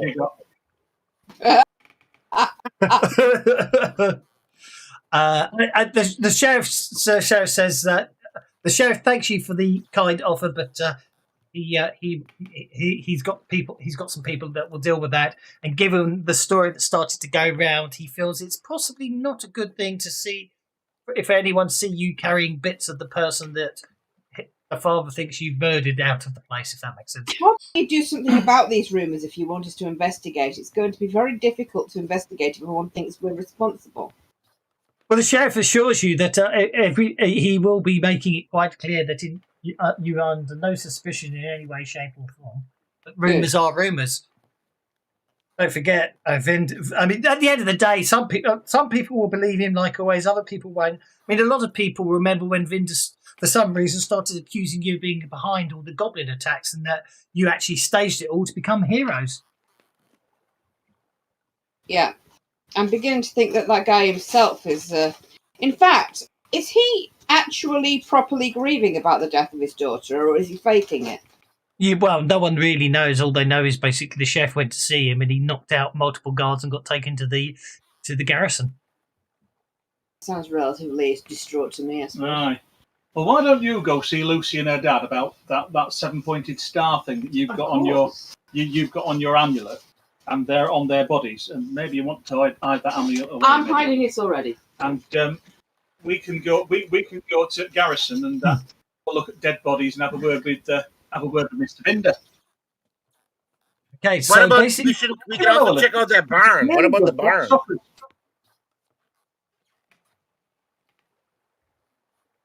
I take it that last thing there wasn't aimed at us. I didn't catch it. Not what Goodfellas said, what Radix said. Okay, so I said, I really used to like Mr. Vinder when I was little. His shop did really good gobstoppers. Well, there you go. Nice. Brodert, so obviously some rumours are getting around, and when you turn up, Brodert's almost he's not really knocking Lucinda out of the way, but he's almost trying to usher Lucinda out of the way so he can talk to you, Irina. He seems quite excited in his own way. Obviously, the rumour mill has got underway, and he's already thinking. He was already happy to help you because you've already saved his daughter. But now the added fact that, if the rumours are to be true, that he's helping investigate a murder investigation, obviously, he's more than happy to basically help in any way he can. One, because obviously you saved his daughter, and two, because obviously now he's helping the people of Sandpoint solve a murder. So obviously he's exceptionally infused to help. He does go on to explain that unfortunately much of the lore about ancient Fassalon has been lost. What does remain has been gathered from barely legible carvings on surviving monuments or extracted from myths and oral traditions. He goes on to say that Fassalon was a vast empire ruled by powerful wizards. The sheer size of the monuments they left behind testifies to their power, and the unnatural way many of these monuments have resisted erosion and time testifies to their skill at magic. Most sages, and Brodart doesn't have any reason to disagree at this time, place the height of the Fassalonian Empire at 7,000 to 8,000 years ago. Although Brodart does then say he hasn't been able to prove it, but he suspects that it collapsed no sooner than than 10,000 years ago. He thinks it's older than the general line of thinking, but he hasn't been able to prove this. Therefore, he has to accept for the moment the 7,000 to 8,000 years. That is the standard. A lot of what Brodart gives you is very much vague and theory-based and based on conjecture, and he does freely admit this and wishes he could be more helpful. But he can tell you quite a few things of interest. As the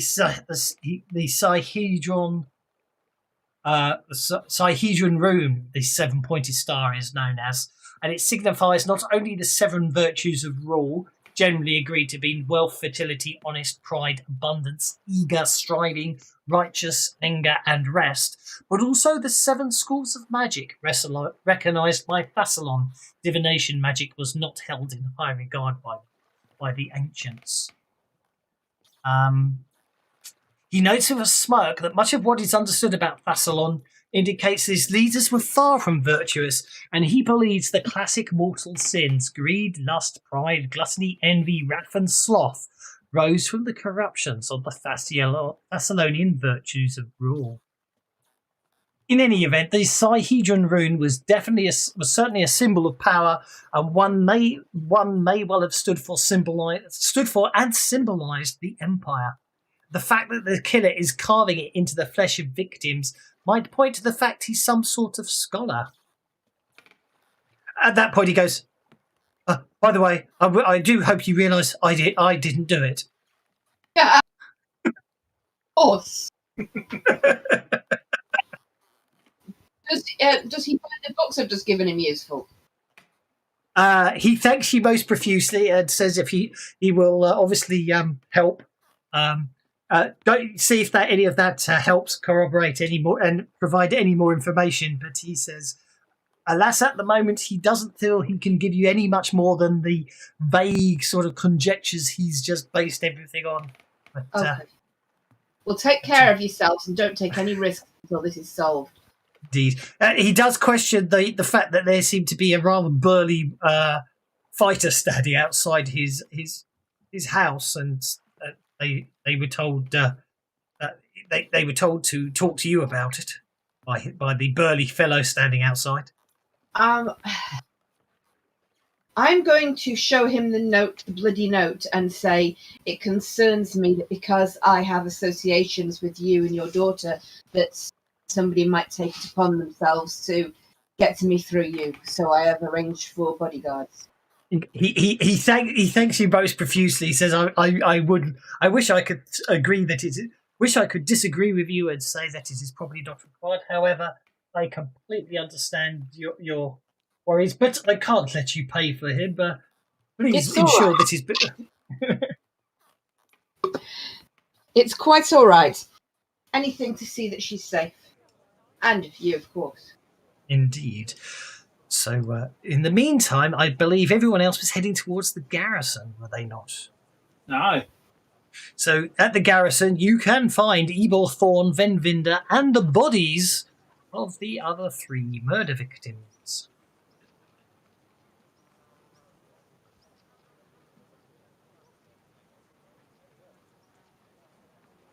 We'll go and have a word with Ebor Thorn if nobody else wants to. He certainly doesn't look at the dead bodies because he hasn't the faintest idea what to do with them. I'll look at the corpses again. Well, when you get there, You're off somewhere Ebor, else. Yeah, Ebor probably. Thorn. He's a young man, handsome, but if a bit narrow-faced. He's still in shock after discovering the bodies when he arrived at work this morning. The sheriff has already interrogated Ebor, but he does admit you might be able to get something out of him, out of the Miller. He could not. He does say you need to be gentle in your interrogations. Ebor's been through a lot in the last few hours. Ebor waits at a holding stall below the Sandpoint garrison. He seems totally indifferent towards you and barely recognizing your entrance as you come in, just staring, sort of almost like a 1,000-yard stare, as it were, into the distance. Thorn, looks like you had a bugger of a night. Talk about trouble at mill.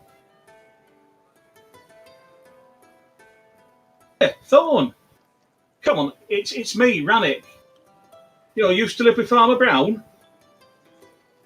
Used to tell me to balance on lugs, showing up to see if people maybe like me. Because, you know, I'd try and balance and then I'd fall in and you'd have to pull me out. Does he not remember? He looks towards you. You see a sort of look of recognition upon his face. And then he just basically says, with a slight nervousness in his voice, that he's already told the sheriff everything he knows. Aye, but the thing is, sheriff, isn't he? I'm just Rannick, aren't I? How persuasive can you be, making him friendly? He is Almost neutral enough at the to moment. because I'm a half-orc. maybe I will give you. Maybe you got the perception that obviously in the state he's in, that possibly someone needs to just sort of be a friendly shoulder towards him, and maybe get him to open up more. You get the impression that maybe the sheriff and everyone else has probably been a bit too brusque with him, and your attempts have got him to acknowledge you, but unfortunately, it's not enough to sort of let him break him out of his. Tell you what, I'll get someone come and have a chat with you. No, not the stunty. Good fellow, Will. Good fella. Damn, Rena's up and Bert's not. Sparkle Tits, would you come here? What do you want? Here, talk to Thorn here. He's had a really bad night, and you're the most cheerful person what I know. And I mean, if anyone can cheer someone up from finding 2 people, one with stuff carved in his chest and another put through a wood chip. Oh, sorry, Thorn, I didn't mean to say that. But if anyone can cheer somebody else been through that, it's the. All right. I'm casting a cantrip here. Okay. Can I just point out, I have never seen such an unpersuasive party in my life. You've all got the same persuasion. That's Rannick. Shut up, Rannick. Oh, you just do the whole sort of taking the air out of. Yeah. I silence it. Because For the rest of that sentence. Yeah. Oh, shut up.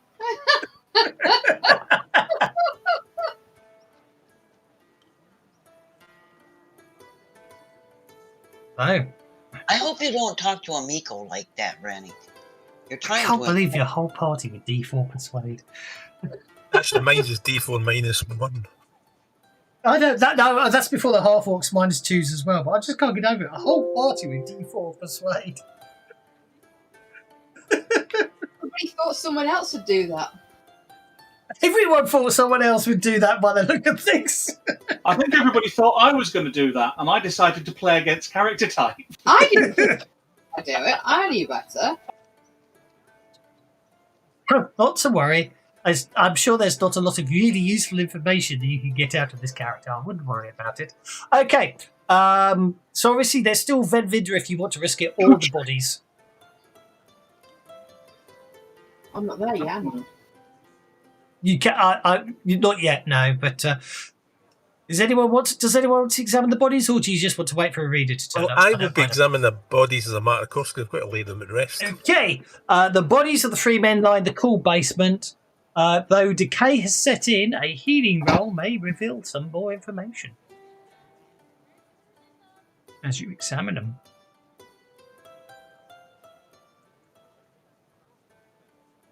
Healing roll reveals all three bodies bear claw marks similar to those discovered in Harker's body. Likewise, although they're obviously decaying, there is still a slightly stronger of decay around those wounds. The other thing you do get is that the insane man has been identified as Graced Sevilla, a local Varisian thug. He's been given over to the care of Erin Habe, caretaker of the Independent Sanatorium south of town.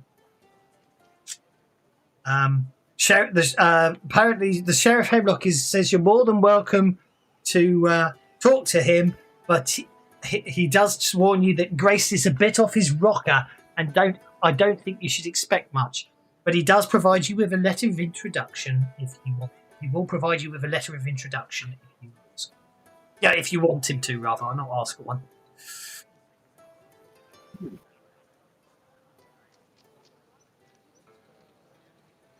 What about this time? You see, isn't this all a bit kind of unnatural? The fact that, I mean, I've got ghasts and ghouls and that just go for the first piece of food. They're not they're animals. You know what I mean? They don't plan Reader murders. arrives at the garrison. Yes. Excellent. But I try my hand at persuading them, eh? Okay, you're going to go down to have a chat with Ivor. Oh, there's a 6. Oh, both dice explode. Look at that. Okay, you most certainly move him from indifferent to friendly. He sighs heavily. He confirms that Harker had frequent midnight trysts with Katrine, and though her father then is the protective type, Ebor doesn't think he was capable of doing that to his daughter, or even the man he caught his daughter with. Can I have a notice check from you, please, Arena? Absolutely. As soon as I notice my notice, there it is. Well, actually, that's fine. But actually, no, you actually got the raise, so you actually made him helpful more than just friendly. So you got the impression he was holding something back, but obviously he's warmed you so strongly, and obviously the first friendly face he's seen, as it were. He admits that Harker had been cooking the books for some time. Ebor's quick to point out that he never took part in these scams, but he does admit that Harker may have stashed away quite a lot of money skimming over the past several years. Right. Can I have common knowledge checks from everyone, assuming Arena shares this information with you? Indeed. I'd like to know who else knew he was cooking the books as well. Well, this is not the common The knowledge. bird is trying to figure out why you would cook a book. They would taste nasty. Got to give you one for that, I suppose. So cute. So Rannick and Arena, but not Goodfella or Bert. You happen to know the Scarnettis, a noble family that owns the lumber mill, have a reputation for being ruthless. There are rumours they've been responsible for burning several competing grain mills in the region, and if Harker was cooking the books and they found out he'd been embezzling money, it's quite likely they would have killed him for it. Well, I wonder if these con men had done something to the Scarnettis, but then his lordship fella was meeting the other three for wanting their money and that for a get rich scheme, and if Follow Me Lad at Sawmill was also skimming off, he weren't averse to a bit of a money making scheme either. So maybe it's all about the money. It's something to do with money. Yes. I think maybe. Appear to be. Colour me confused. We're in the same Nothing to do with the adventure. I'm just checking something here. So is that kind of a dull green? No, that's envy.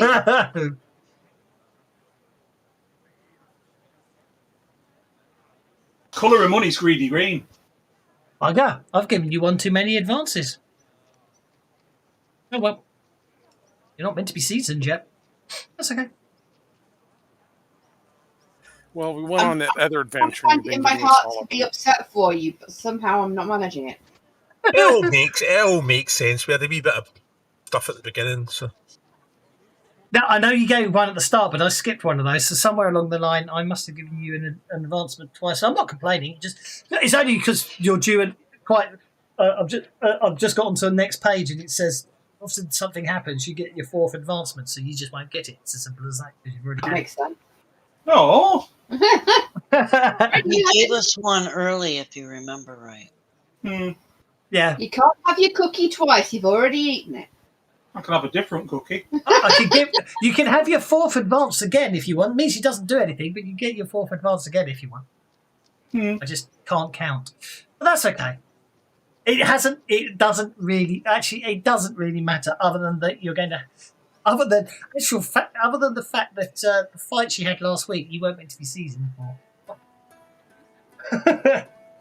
I don't think it made a whole lot of difference, really. No, I don't think it did. Anyway, so if you want a letter of introduction to Erin Habe at the sanatorium, the sheriff is more than happy to write you one, assuming you want to head to the sanatorium. Otherwise, what do you wish to do next? I'm going to say to this guy, if he remembers anything else or thinks of anything or finds anything out, to leave word with me with the forgotten his name, Broderick. Okay, he says he will, and thanks you for being a kind face. Anytime.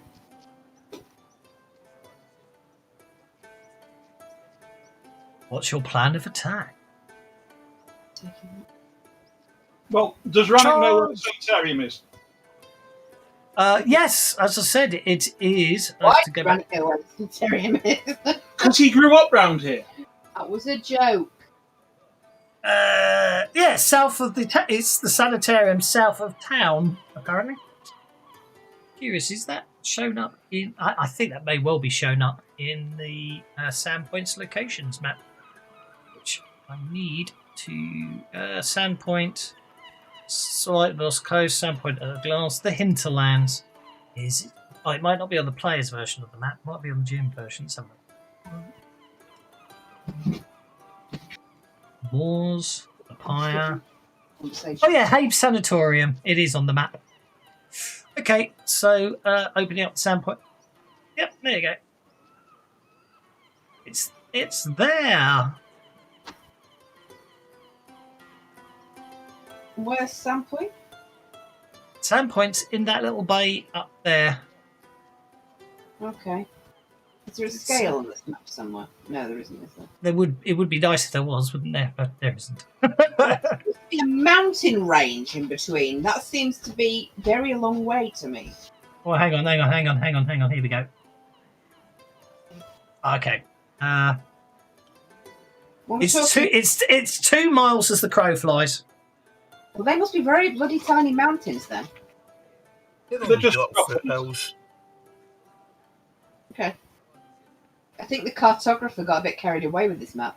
They're rugged. They're a rugged range of broken hills. They're to the north. They're Raven Roost. I'm not sure what they are to the south, but yeah, because that's Cougar More like Creek. Ford. Okay. That's Cougar Creek. That's so basically it's basically half a day's journey. It's not that far from where Rannick's cottage is in that case. No, so you probably do know. You probably are aware of where it was. So sanatorium. It's a squat stone building that serves as the sanatorium. It has 3 floors under a stout stone-flagged roof. It is built in the lee of a limestone escarpment known as Ashen Rise. And from as I say, not you being inside yet, but all the doors are good stout wooden doors, and there's a brisk sense of cleanliness, but you haven't got there yet. Maybe you have. Narrow windows, no more than 4 inches wide, allow for air circulation, but it's too small for people to get in or out of the building through. No, Jesla, that is not a challenge. Oh, interview this crazy man.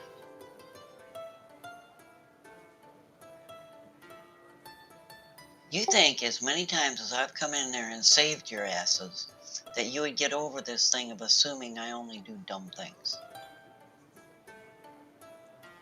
Oh, I didn't say it would be a dumb thing to try and sneak in there. It would just be, why would you? Well, let's just say who we are. We can just go and knock on the door. I don't think That's kind of he's what I saying. was planning. I think he was just saying that you like a challenge. Well, why would I want to break into a building full of people who are nuts?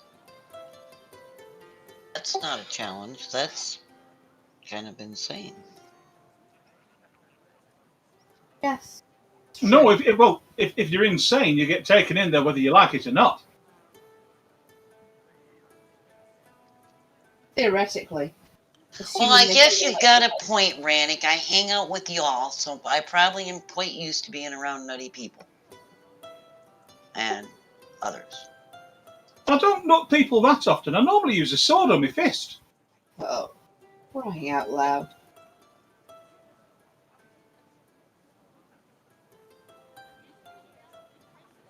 Shall we? Where are we now? Well, so if you want to look at the windows for breaking in, by all means, because I really want to. I'm not sure about breaking into a place full of nuts, but I'd quite like to break out of it if it all goes horribly wrong. Well, breaking out of it, if it comes to that, I'm fine with that. I can provide you with a map if you want one, because it sometimes helps to visualize stuff. But there you go. You find yourself standing outside Abe Sanatorium, looking at the veranda. The old floorboards of this wooden veranda creak under any weight. Any weight. No, Well, is so- there any light? Right? And Rannick will go up and knock on the door. Is there any light? Well, like I said, there's 4-inch windows, so hang on, that's interesting. The door to What Len was A7. saying is, we can see it in dark sight, but is there actually any light on the map? Yeah, I'm in grayscale. Oops, enable lighting's turned on. Sorry, it shouldn't be. So, this is the thing that really winds me up, and I'm going to have to fix this one. So, you can't lock. I need to lock the doors that should be locked on this bloody map if I'm going to use the map. Obviously, I don't have to use the map, but seeing as someone went to all the trouble of doing the line of sight on it, not me, I hasten to act. Okay, the door to area 7 locks at night. Both this door. Oh, the front door isn't locked. That's okay. I'm going to unlock tokens. Hello? It's easier. Okay, so you can open the front door. Actually, Hello? I might. Okay, so Hello? hang on. That door. Okay, hang on. That door should be locked. A7 should always be locked. I thought so. It's okay. I'm going to lock tokens because I've just remembered it's you lot. Where's Chelsea gone? Checking around the outside. Right, that door should be Nobody locked. in There we go. there. So, right, let me just give you some descriptions. Okay, so this room contains a desk, 3 chairs, 2 to the west and 1 to the east. A cord hangs from the hole in the southern wall above a sign that reads "Ring for service." Dong. I take it you pulled the ropes then. I'm standing there saying ding dong. I can't dock tokens because I don't need snap to grid. Okay, so I tug on the cord, rings a bell. The doors to A3 and 4 are always kept locked. Does help if you click the right thing. A3, A4, so that should be locked. See, this is the thing that winds me up. I do need to go back and lock all the doors on these maps, because when you set I wish you could just set a door locked when you were doing the line of sight. It would make life so much easier than having to put a token on it. You'll have to suggest. Right. So, after a couple of minutes, the door to the south opens. A figure steps through. He stops, locks the door behind him. He turns round and it basically introduces himself as Erin Habe. Oh, Mr. Nice A, we've got a letter for you.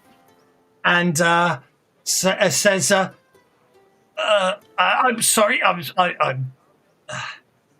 sorry. I'm dealing with frightfully important work, and we're not open to visitors at the moment. Good day." Don't be ridiculous. Read the letter before you make that judgment.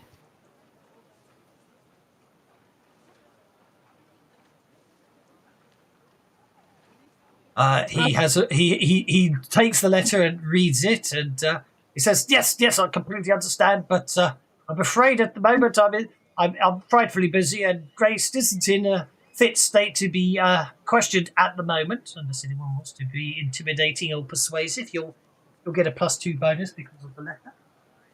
Well, when is he going to be ready? Because I'd quite like to have a word with him right about now, says Rannick, looming over the fella.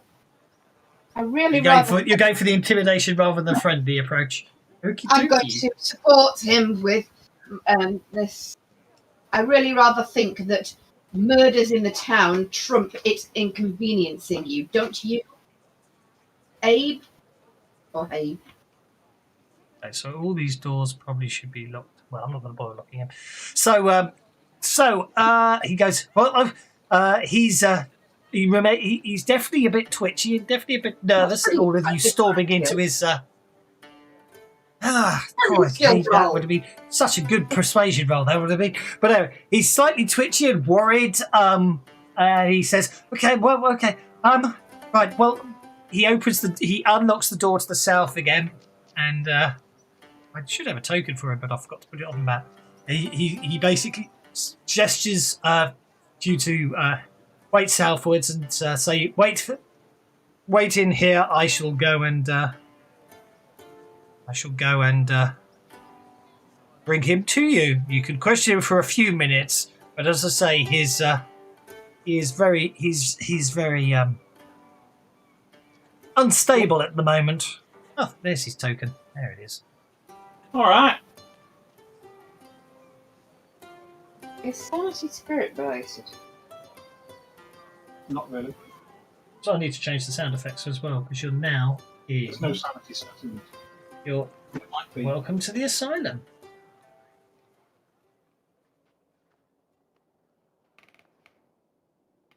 Okay, so he basically steps to the next room. There's a couple of orderlies here. They're quite monstrous in their effects because they're tieflings. They are quite scary looking, and obviously, there's part of you thinks that maybe that's where they were hired, because obviously having big horns and having slightly demonic appearances is helpful when you're trying to control unruly patients. Anyway, he sends the orderlies upstairs to bring Grace down to meet you.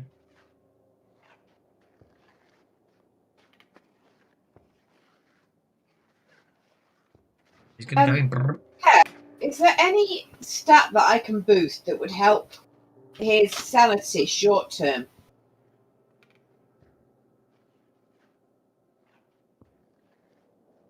Well, I don't know actually. Probably not really, because it's not so much a.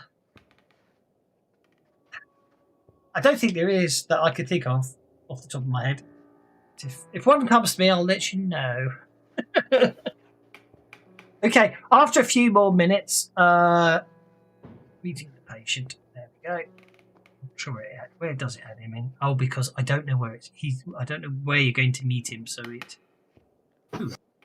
Did that not work? I don't think that worked. Add encounter to combat. Oh, it did. I'm just yeah.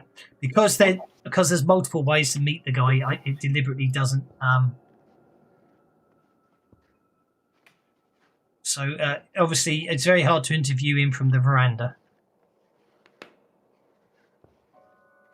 Yeah, probably is. Is it veranda in an asylum? Yeah, that was the bit outside before the door. Oh, right. But everyone's still standing on. No, Dondrad and Rannick have gone inside. Sorry. Oh, he does look a little bit Ghostbusters. So they bring the orderlies bring in Grace, who doesn't. His skin looks pale and gangrenous. His hair's wide. His hair's wide. His hair is wild, and his eyes milky white. Anyone who sees him and feels inclined to make a healing roll, feel free to do so.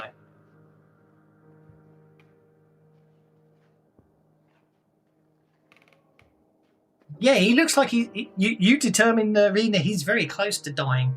Does anyone else want to see if they can get that raise?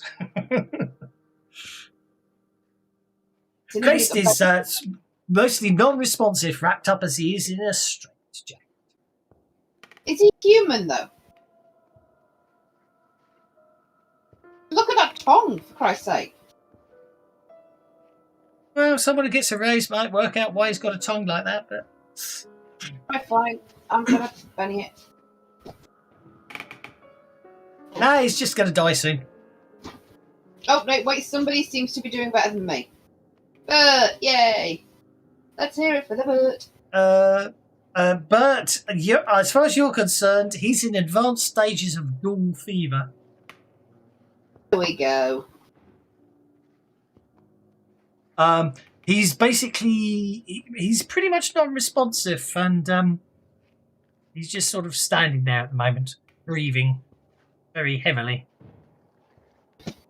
So he's about to turn into a ghoul. Well, this ain't my department. Okay.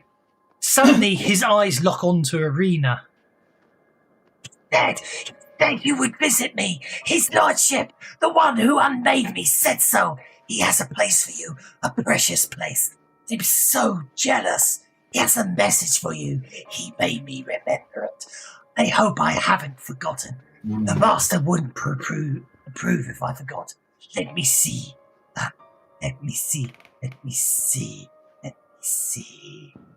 He said that if you came to his misgivings, that if you joined his pack, he would end his harvest in your honor. Well, that weren't creepy much.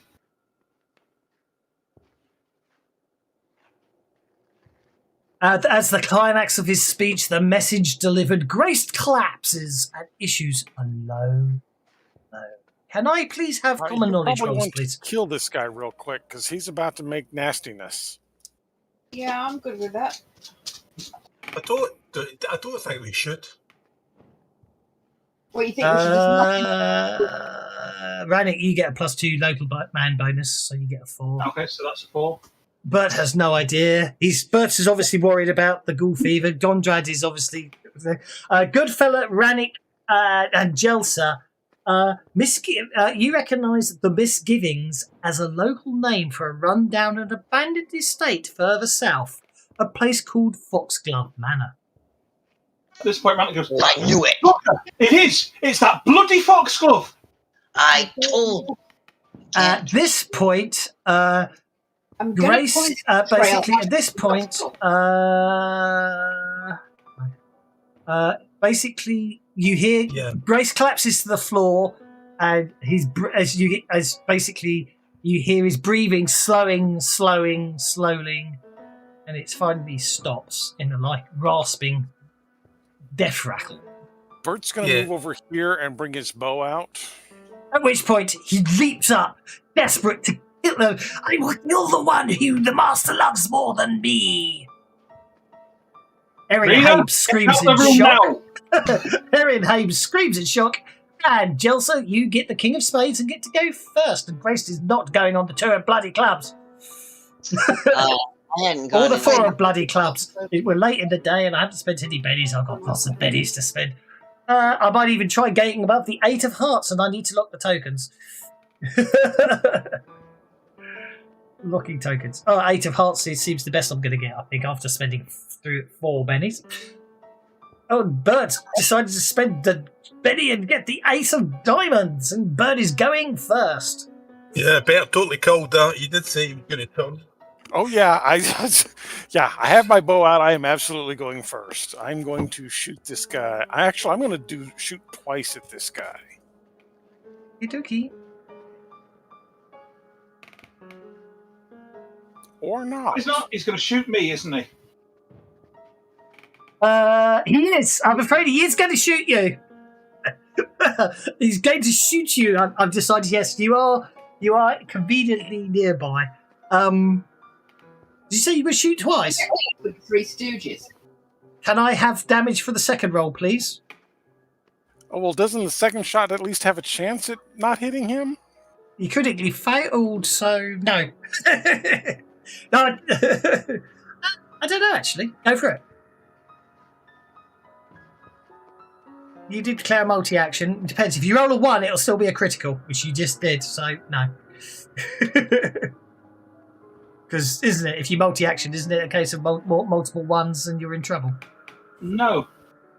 It's a separate action. Unless he loses his second action because he's so shocked he's shot Rannick in the back. Yeah, I agree. Go on then. I'll let you off. You critically failed to shoot Rannick in the back, and with your second arrow, you hit Grace.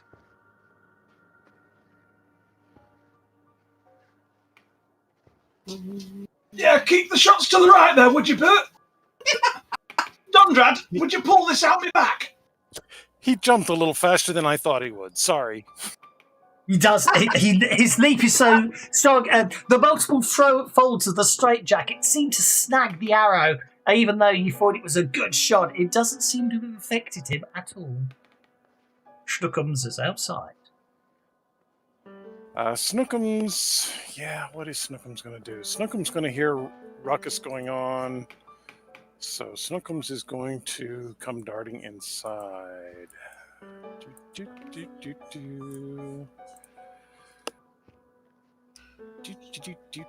know what? Snookums is going to jump over the tables and come on up here, land on this table, and take an attack against Grist.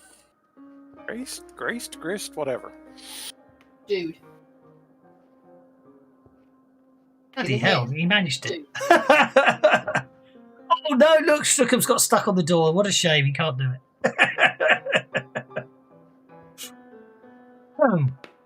Go for it. We're glad the madman doesn't have first strike or something. Otherwise, Snookums charges in and goes. I was just checking. No. Yes, he does. Oh, sorry. I get to first strike Snookums. But it looks like it's misses. Oh, no, it's a hit. Only because I put my wild attack in first. Or no, that is very true. Yeah, I agree. It's misses all round, isn't it? Yep. I agree. It's misses all round. Jelsa. Jelsa's going to see all this going on. She's going to jump up on the table here, and she's going to use one of her star knives against him. Not one of your masterwork shurikens? I love my star knives. Yeah, miss. Yeah, throw your star knife, and it misses. It fails to hit its target. That's a hit. Roll for damage.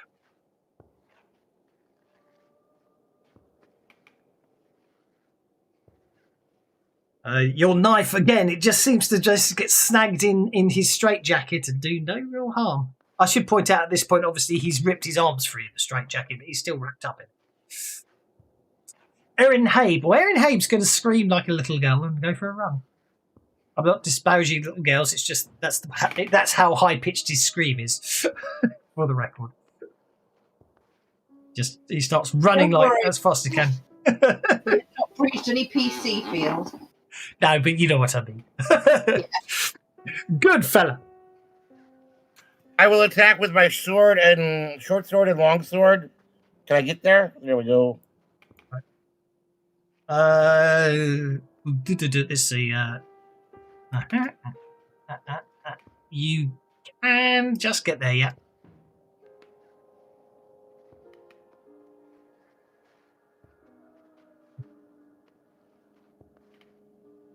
Five probably won't hit him. No, he's got parry 6. So your long sword misses.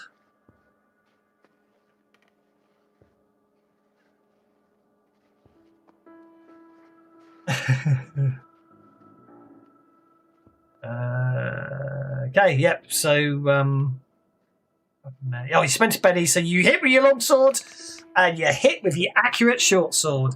You hit twice. Roll damage.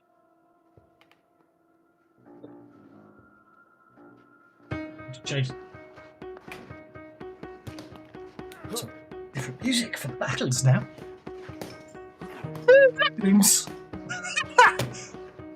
Oh, let me guess, he's not unstoppable. I don't think he's unstoppable. Oh look, there was Bert's bow shots.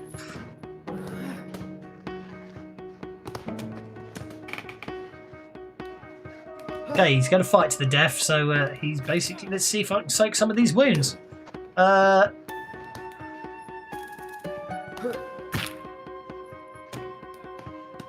Doesn't look like I'm going to soak these wounds, does it? I think this might be a very short fight.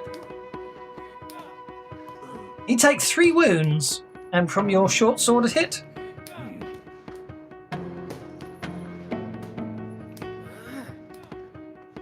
That unfortunately is that. Here we go. Oh, jeepers creepers. Well, that's the end of this fight. Oh, it's only a wound. I might be able to soak that. I've got 2 pennies left. I doubt it, with -3 on his rolls, but we'll give it a try. I'll spend all my bennies. Oh, critical failure.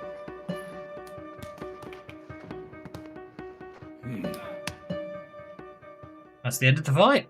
As Grace goes down.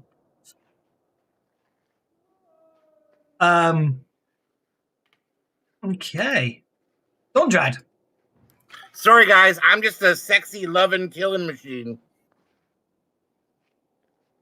That fight's quite nasty in the fact that he will not attack anyone except Arena. Me running out of the room was a good idea. Yeah, basically, he was just chased after you. But he just. The only way I can think, the only thing I think of, I think Aaron needs to answer a few questions, so let's run after him. I guess that's why I deliberately haven't finished combat yet, because I want to give people a chance to. Because obviously, this is the same. Yeah, in the first 6 seconds of the fight, as it were.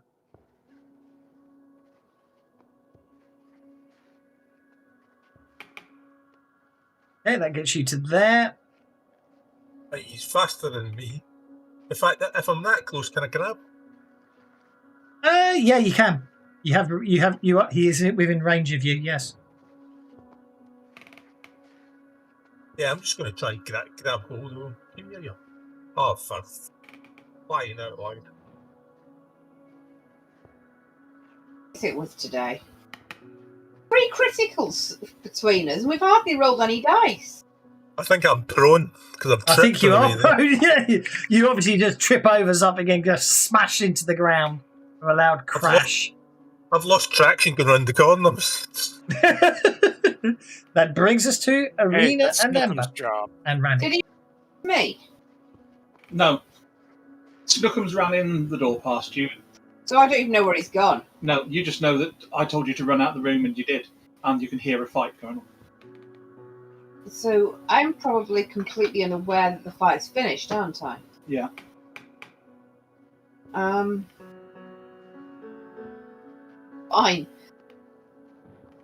I'm going to go out to there then. Okay. Do you want to do anything with Amber? Let's get the run over. Hello. Yeah, Amber's joined me. Okay. Emma too, because I've got the combat tracker up and I'm struggling. That's to okay. I just want to test something. Oh, yeah, I love it. That's beautiful. Just checking. I've given Amber the new. I think they're new in this update of the rule set. Amber now has, and Struckums doesn't get these because not. Amber has the familiar special ability, which basically sets his wound threshold to 3 and lets him get a wild dice without being a wild card. Hey. So wonderful. I'm glad it works. And last but no means least, Well, he's also going to have to. Actually, he's not going to run after this guy. He's going to go around the corner.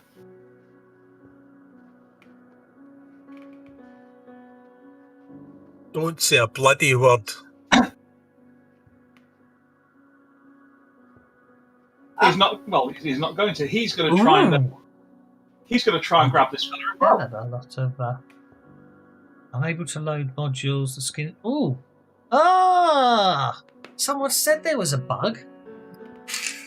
I remember them saying this, and when I remember them saying that this loading a C thing, I thought I'd got them all. Saranic is now standing astride the fallen Donrad, and I think I would like to have grabbed Erin Hage, Professor Quirrell, flop on his head, and pulled him back and said, "Right, stop right there, you." Right, I just need to. Okay, so I'm just diverting myself because obviously this is the downside of us play testing everything because we're finding all the bugs, and I found a doozy.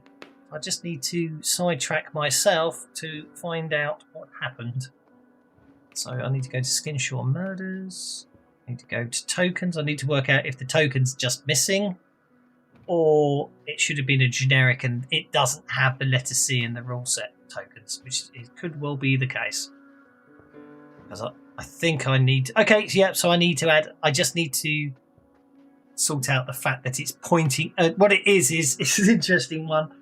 It's pointing... It's trying to load the letter C for a token from the Savage... From the Suede rule set, not Pathfinder rule set. I haven't worked out why it was doing that, but it's easy enough to fix. Now I know where it is. I will fix that. Okay. So, sorry. You did... Oh, yeah, you did it. Because I've got fast test working. So, you successfully grab him, and you basically grapple him. Basically, so he's entangled, I should say. You successfully entangle him. He basically, as you flying tackle him, the two of you go sort of down to the ground in a proper rugby tackle or American football tackle, depending on your frame of reference, heap. Quietness returns. I will pull him up to his feet. Right. Is this what normally happens with folks in your place? Okay, I'm sorry, I've gone on page. I just need to go back. I'm sorry. I had no idea the man would react in such a manner. We need to. I am glad you managed to control the situation really quickly, but I really yes, we really need to control this. The last thing we need is any sort of concerns or worries or people concerned Scandal. with the scandal. Thank you. I couldn't think of the word. I assume I could assure you. I assure you this was not a normal state of events, and I'm sure that I can persuade you to accept my deepest apology and keep things professional and business-like, quiet after all. At the end of the day, you've obviously put down the person who was obviously behind all the murders in the first place. You've obviously caught the guy, so I think you should be very. Looking round the face. Yeah. Shut Any up attention and listen. at all. Bert here said that he was turning into a ghoul. That's supposed to be a doctor. How did they not notice it? And if they did notice it, why did they not do anything about it? For that matter, how does anyone turn into a ghoul anyway? By being attacked by another ghoul. Aye. I'm finding all sorts of annoying. They're not bugs, but they're very annoying things that I want to add in because as I'm sitting here running it as a GM, you realise, oh, it would be really helpful if I actually had them. Have notice checks, please.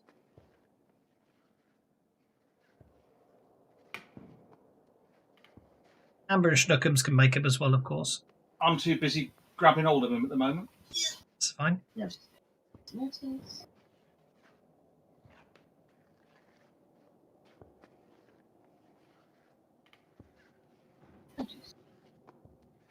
Well, Amber's with it if nobody else is.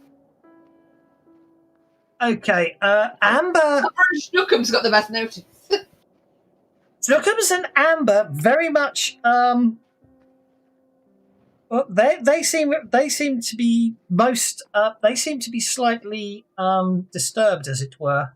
The implication being 1, 2, 3, 4, 5, 6. They definitely don't like the smell of something. Amber, what is it? Who else made their notice checks? Bert got a really good notice check. Jelsa got a good notice check. The humanoids just hear what you hear is footsteps, and then suddenly the door to the south bursts open. I wonder if there's more than one of these guys that have got ghoul fever. Does Amber not tell me? No, Amber doesn't know, because obviously, other than all that Amber says it can basically get across is the idea of death, as it were. Smell of death. The smell of death. There's more. I think there's more of them. Can I get up actually while they're doing all this? Yeah. Well, don't forget this is almost instant, so. Well, no. I pulled Erin to his feet, and so presumably we'd had at least a round where Rannick. I would say you've had yes, you would have had a round, so yes, you most certainly can get up. Okay. Rannick stood up. Let's do a second round and see what happens. Rannick.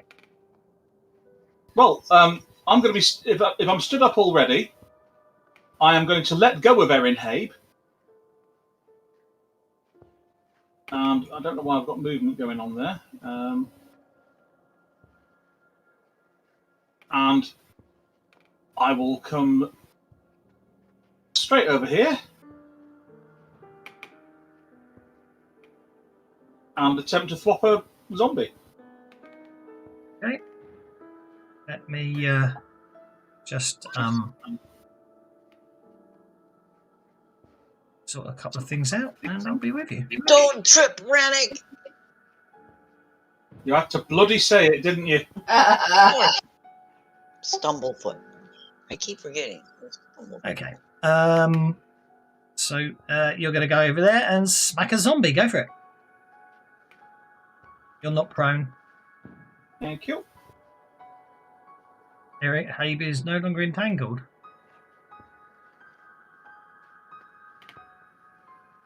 That's a hit. Oh, that reminds me, we can change it again.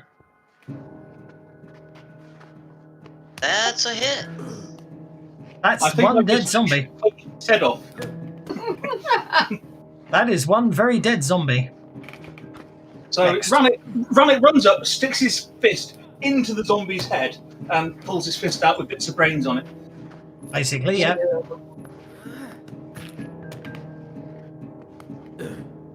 Joseph just got. I spent a penny, and I've just gone up higher. Okay, no. I'm going to argue that I'm going to let you do that, but I'm just going to finish beating up Rannick first, just because I don't want to lose track of where I've gotten. Besides, it's funny. Besides, it gets more of a mount, so you can actually you'll find it a more target-rich environment if you let me beat Rannick up more. Okay. Sometimes I feel like I get ganged up on, you know. Well, it could be that you move. It could be because you move towards them, couldn't it? Aye.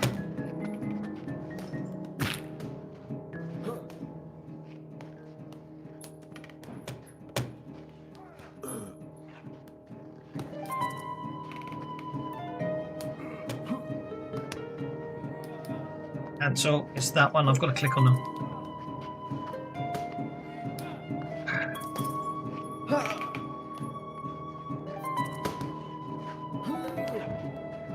Okay, Jelsa.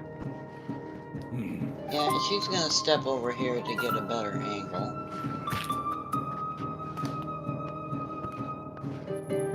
I may have to move a little more to get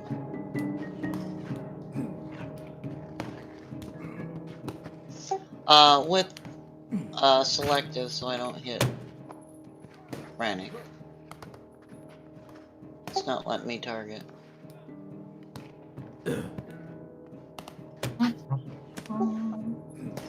Not bothered about not sitting Dondrad, but you're not going to hit Rannick. Nice to know the cares. There we go. Go for it. Well, it's not going to hit any friendlies. Yeah, not the beard, not the beard.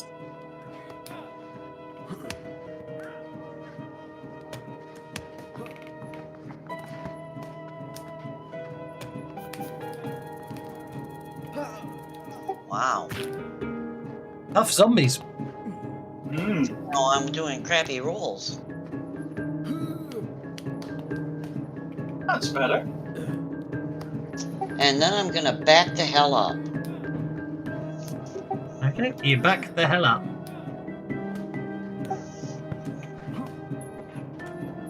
So what I need is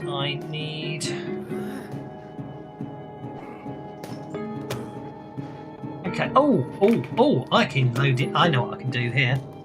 Ooh, I'm getting so many modules in here now. Hang on.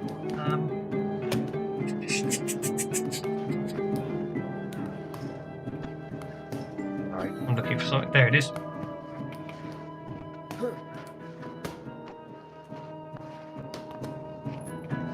Oh, there's no effects on that one, so I won't worry about that.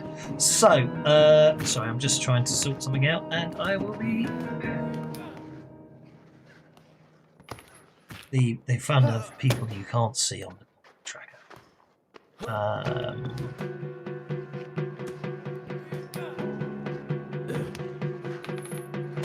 Okay. It's going to be that with that.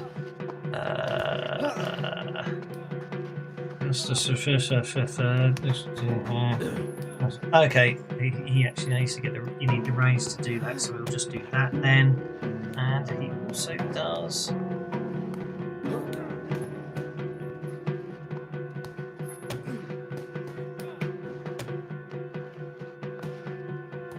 That, which I'll say is that. Okay. Erin Habe is basically going to start running again. Let's just hit the run button, it's easier.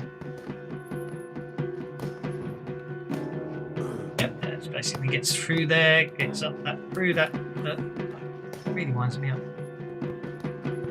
I do it wrong. Right. One. Come on. Oh, I did not know that. 1, 2, 3, 4. Gets into there. Accept that. 5, 6, 7. Gets into there, which I know you get stuck at the door, but that's fine. I'll just physically move him in there and open that door like so. That brings us to Bert. Okay, Bert is going to shoot number 4. Okay. Bert is going to shoot number 4. Bert goes to shoot number 4. One of them's incapacitated and shouldn't be there. Let me kill that one. You hit zombie number 4. And you shake him.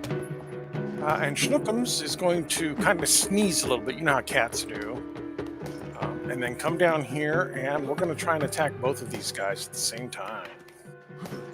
Okay.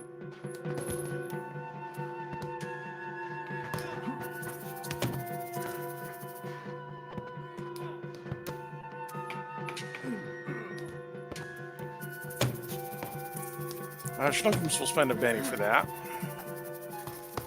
Yeah, still not so good. All right, well, that's it. Okay. Schnookums did spend a Benny. I'll have to spend it for you, don't I? But you've done the roll, which is fine.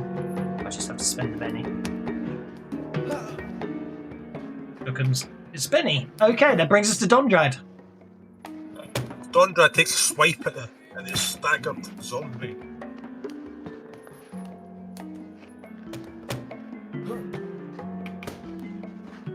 Holding it.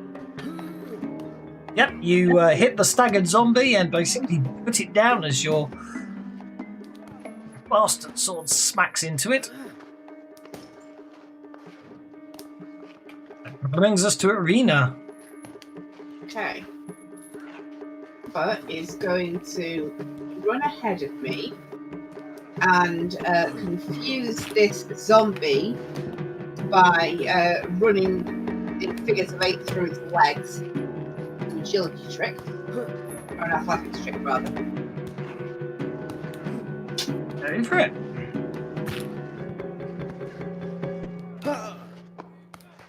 And I'm going to follow it up by coming in and beheading it with a katana. There we go. It's Right? Target the zombie with Amber's thing, so we don't know resistance. Oh, sorry. That's interesting. It won't actually let me target that. It won't let me actually target that zombie for some reason. Let me try it this way. I realised the roll number would be different, but did it actually target? Oh, I know why. Because I've changed. Because I was getting rid of. Okay, I hate the layers thing sometimes. It really winds me up. Okay, Amber. Well, the defence rolling of 1 against the original 6 would still have been a fail. Amber is going to basically come over there, start running through it. Right, hang on. Amber, why is this not working? Target it, control click on the zombie, it's not working. Why is that not working? What is going on? Right. I'm having real problems with NPCs today. Right, scroll the window up. Combat roll because you got a raise. Okay. Why is what Amber? What? And in English? It won't let me. Okay, it is. It is doing the targeting. It just took forever. Okay, so then if I do an athletics roll, I'm going to stick with the 21 and it getting a 9. So okay, right. So actually, so the originals was what was it? An original it got a 6 and you got a 1. So it's shaken by that. Do you want it distracted or vulnerable? Vulnerable as you get Vulnerable. +2 against it. Okay. I thought Pathfinder was creative combat. I forgot to turn it on. Shut up. Alright, sorry. Oh, am I getting it? Shush. Oh, no. I only got it working today. Please don't take offence, Papa. Shut up. I didn't mean it into it. You didn't. I don't mind, I'm just going to sulk and stick my bottom lip out. Yeah, he's actually doing it. I can't actually find the option to turn it on now. Where is it? I might turn the music over, but it's obviously affecting my ability. Automation, setting rules, convictions on, creative combats on, damage caps on, gritty damage off. But where's the option to do creative? I thought there was an option for creative combat. I thought if you turn creative combat on, it rolled creative combat. Oh well, I don't care. I really don't care right now. Okay, so go for it. You go and then you want to attack it, don't you? Yeah, but I'm trying to chop his head off with a katana, so that's called shot. Go for it. Do I need to do the -4 manually? Yes. Can you do a wild attack for me, please? Yep. There you go.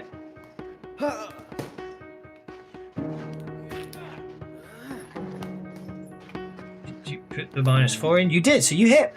Don't forget to put the +4 in for damage. Only because I can't. I've still not worked out how the cool shot effects work. I will sit down and work them down one day. I should do it. I think you knocked the zombie's head off. Yeah. Oh, that's okay. The zombie's going to recover. And last but not least, that brings us to Goodfella. I was going to say, I don't think undead get cold shot. There you go. They don't, but it doesn't matter. I've got magic for the ranged stuff. I'm not paying attention right now, so but 21 points of damage still kills it. I would expect so, yeah. So stop being pedantic and being correct about the rules, please. I'll charge and attack, please. Go for it.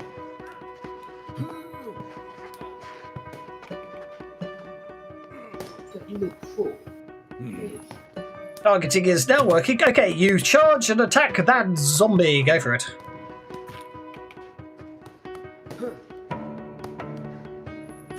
That's a hit. That's a wound.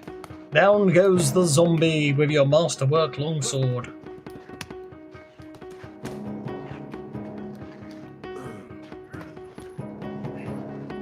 Hit with a raise on the last zombie.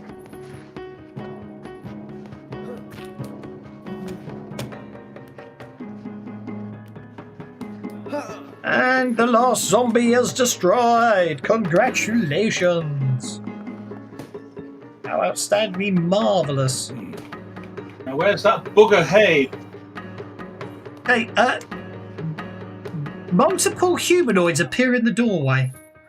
And when I say multiple, I mean there seems to be 6 or 7, and they seem to be shimmering in and out of each other. They all seem to be gesturing their hands in synchronization. I see humanoids.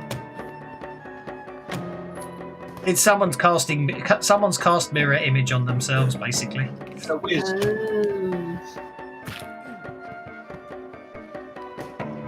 It's a bloody necromancer, isn't it?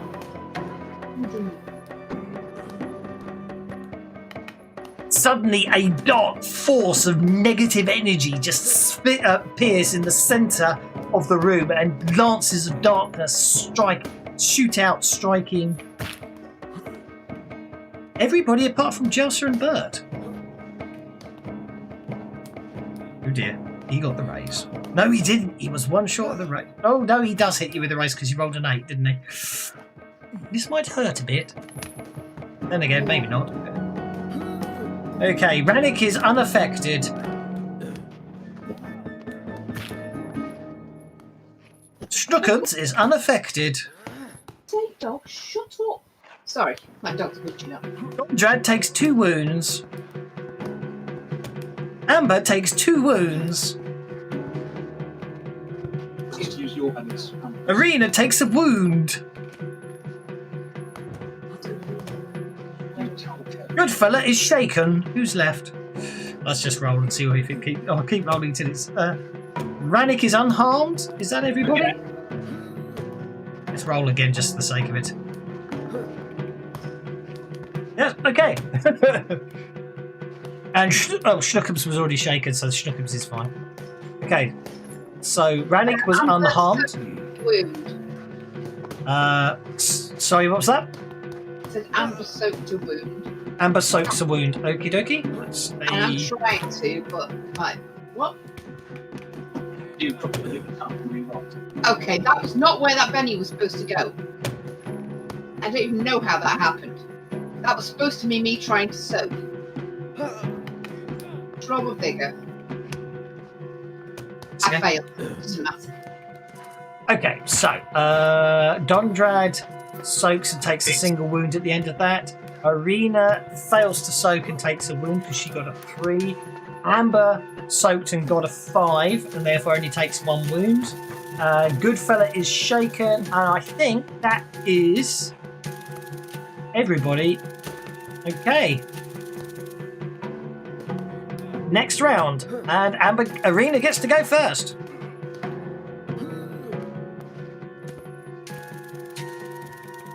The figure in the doorway was casting the spell. Yeah, if you're able to see the figure.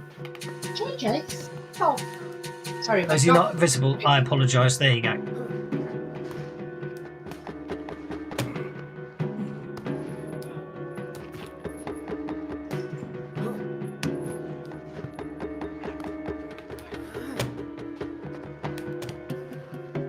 In fact, actually, I might have been able. I think I could have actually done something for that.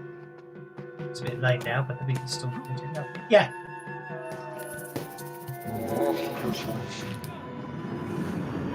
I should have done that when he cast the spell, but anyway, better late than never. What's Arena up to? He's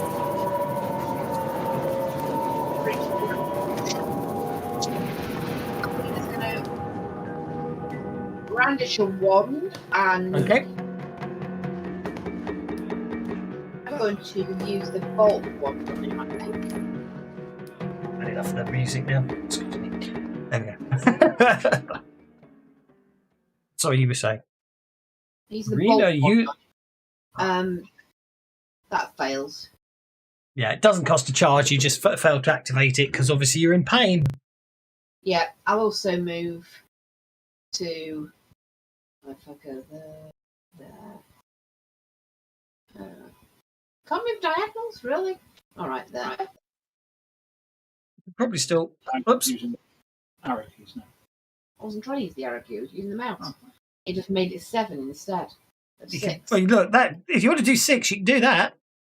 I was trying to get to there, actually. Okay. Yeah. Just walking around the table will let you do that. Yeah. Cool. And Amber unshakes. excellent stuff. Amber will come in behind me.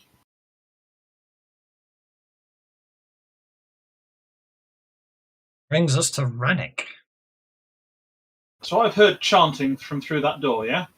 Yes, and then everything went very painful. Yeah. Rannick will move up to the door. Which means he's down to 9 as well. Yeah. Hey, now this is where it gets interesting. Yeah. Which one of you is you? Now, this is an interesting one. They don't actually say. I mean, they say he cast mirror image, and then they just say, "Oh, it's illusion." This was before the arcane conversion came out. In that, they still don't explain how it works. So, illusion. Let's have a look at the illusion power. Smarts -2.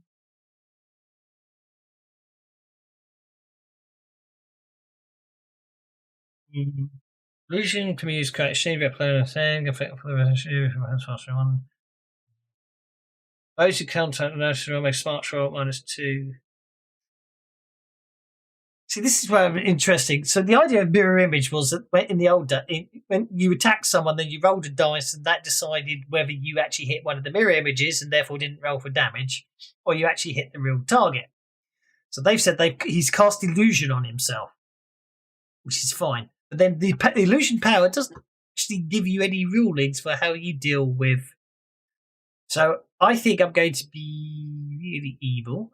Say, all I can say is if you succeed in a smarts check, you discern it's him rather than one of his illusions. And when you That sounds about right. Yeah. I will try to work out which was the right one, so I'll do the smart check. Well, actually, I think the fun way to do it is actually to actually make you do the attack first and then the smarts check. But yeah, don't worry about it. That's fine. Yeah. Well, Rannick still hasn't got his swords out, so he's going to try and punch. Okay, punch anyway. Yeah. But anyway, This guy. I think that's the only way I can do it. And I didn't actually roll, so yeah, you hit him, and you do hit him rather than one of his illusions. Okay, so I will then roll damage. Yeah. Until I get an official ruling, that's what it's going to be. It'll be smarts or smarts it at seems- -2 or smarts at It -4. seems reasonable. The illusion power. I don't think I could tell you Yeah. what to do. But that seems Spend reasonable. damage roll. Okay. Pardon? I said I will spend a penny on that damage roll. Okay. I didn't get him, but never mind. Well, you do. You hit him. Well, maybe you did hit one of the illusions after all, or maybe he's basically incredibly tough. Mm. Not entirely sure. Eric Hay, well, he's on hold for all intents and purposes. I'll worry about him in a bit. That brings us to Mr. Bad Guy, who is... Oh, well, here's an interesting question. Well, you are right in front of him, so I think he may well just stab you with his masterwork dagger, Rannick. Missing.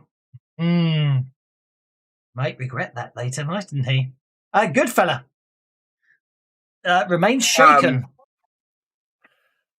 I would like to unshake. Do I roll my vigor? You just spend a penny. That's all you need to do. You shake off the negative effects of the energy drain spell and come back and feel warmth and life returning to your limbs. And I get to that doorway and I'm going to hit it with my sword. Okay. Nice roll. As long as he hits the right one. That's Can I have? That's okay. A 16 will probably hit him. Let's drop that on there. Yep, parry 5, hit with raise.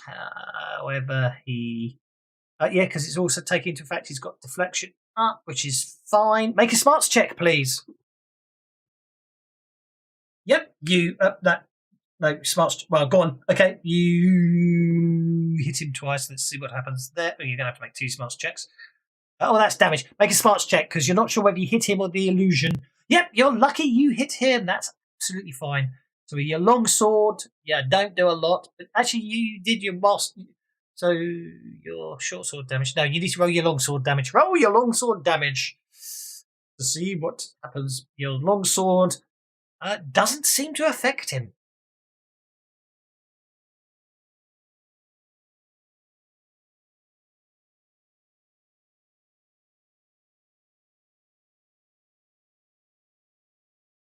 No, none of those seem to get through.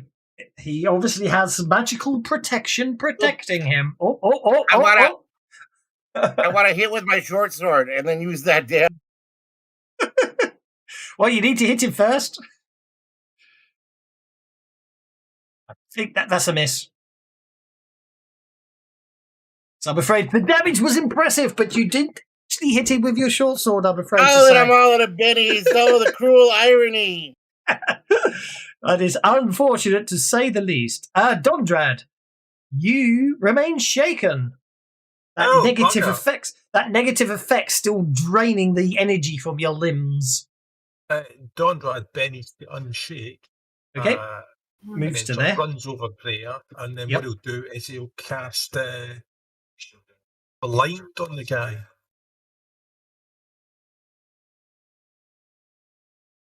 Into the corner, that's right, flash of light. I'm going to need to stay here and help. But we're all going to have a lot of grieving to do.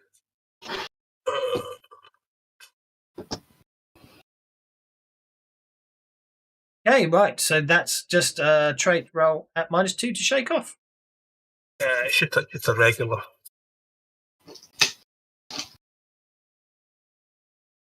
Yeah, vigor to shake off. Yeah. I did a cheap version of it. Because, despite everybody here knowing what she does, they all have to just run right in the way. They just make you they like making you spend that extra 1 PowerPoint. Don't they? Yes. No, you're not. It's the rest of these big dumb guys.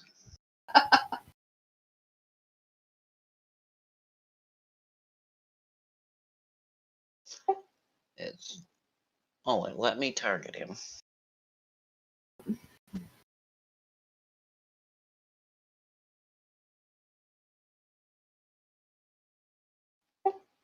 You hit him. It's an area of effect, so it affects him and all his illusions. Okay, you bathe him in sparkly fireworks, but nothing appears to happen.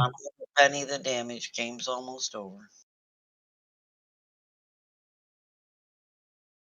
Yeah. Okay. Well, it's because you guys keep running in my way. I'm pulling my punches here. But Okay, well, Bert doesn't believe in running in there, especially with the way Jelsa keeps throwing fire all over the place. So he will just move up behind her and shoot over her head.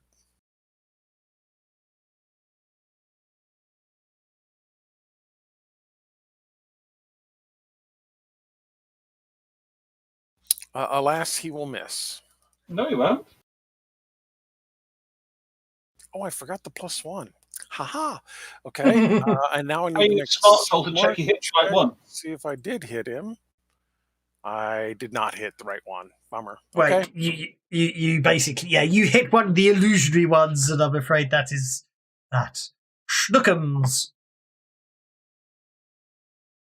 Schnookums is a little confused, but would like to see if he can move past the illusion guy. Theoretically, he doesn't take up the whole thing, does he? So Presumably making an athletics check or something along those lines. probably reason. I think he can literally muscle his way past. I think, yeah, that'll be nice. Because at the end of the day, they're 6 foot squares, aren't they? And then Schnookums will attack.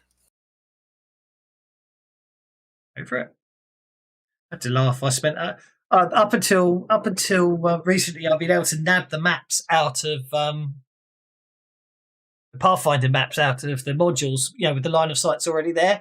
And then in one of the latest modules on the map, it actually says 1 square equals 6 feet instead of 5 feet. Like all the other maps don't have it on it. And it's like, and it's a nice quality map anyway, so I'm gonna have to drag and drop it anyway. But okay, you Schnookums doesn't get anywhere. I mean, his claws just blocked by magical protection. Doesn't seem fair, really, does it? Yeah, you know what? Schnookums is going to go ahead and spend a penny on that. Go for it. Go for it. Be my guest. Yeah, never mind. Schnookums has 1 penny remaining. Okay, we're on to a new round, and that's okay because they are actually they're going on hold. So that was a terrible shame. That would have been Dundred's Joker. Oh well. Dundred. Somebody that we can't see got a card. Last again. Yeah, I think what I'll do is I'll cast healing with channeling, and I'll heal myself and Irina. 1 wound. So you heal yourself and who? Irina, wounded. Arena and you are healed. Thank you. He doesn't care about your fox, does he? The fox injured. The fox is injured. Well, heal the fox as well. I thought you But might. that's Once I pointed out, I just killed the fox by turning it into -9. Okay, that brings us to so bad guy. So blind. The victim automatically tries to as a free action at the end of his following turn. Success removes 2 points of penalties. Okay, so what I wanted to check. So I had an idea. Can he be? Logically, I'm going to say he can be selective. He just has to spend the power point to be selective. Oh, excellent. He doesn't have to be. Okay, so I'm going to declare 2 actions. As his first action, he casts a spell on himself.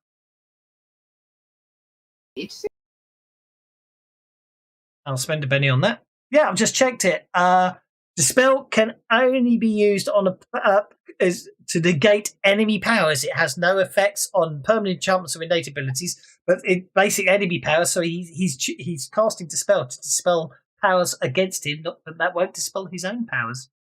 There we go.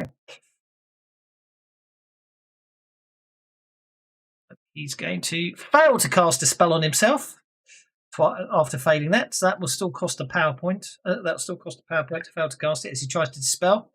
And then what he's going to do instead is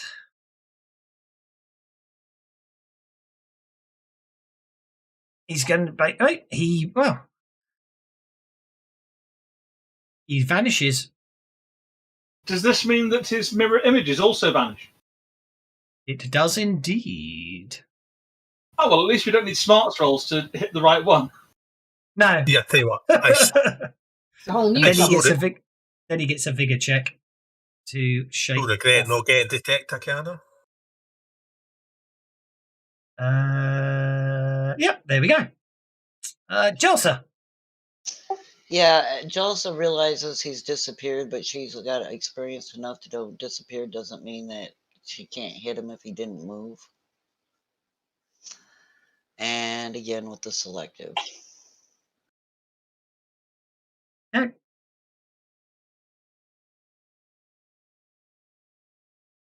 Go for it. Cast your selective, not deceptive. No, that ain't gonna work, so I'm just gonna back the hell up. It costs you a PowerPoint, don't forget, a failed casting. Yeah.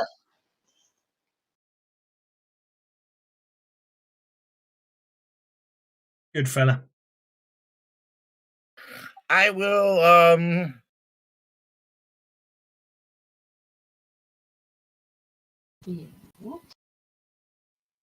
go in this room.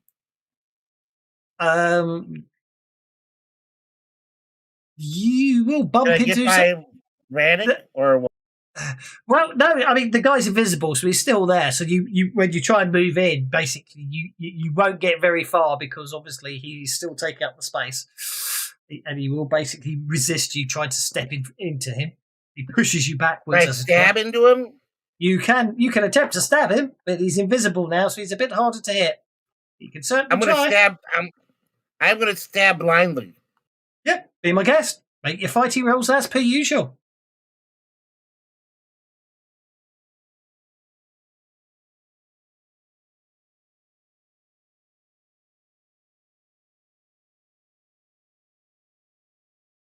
Okay, you'll swing with your longsword, but you hit nothing but empty air. This will be the last round of the day, I believe. We shall leave it a mid-fight, alas. Okay, but you do hit with your accurate short sword. Roll for damage. Rest. However, it fails to pierce his magical protection. Rannick. I'm going to go on hold for a moment. Okay. Rannick goes on hold for a moment, but Bert hates these guys disappearing all the freaking time. no. So at least you can do your Detect Arcana thing, though. Yeah, I'm not even going to fight with that. Let's see. I need a medium burst template. I'm going to have to make it selective as a result.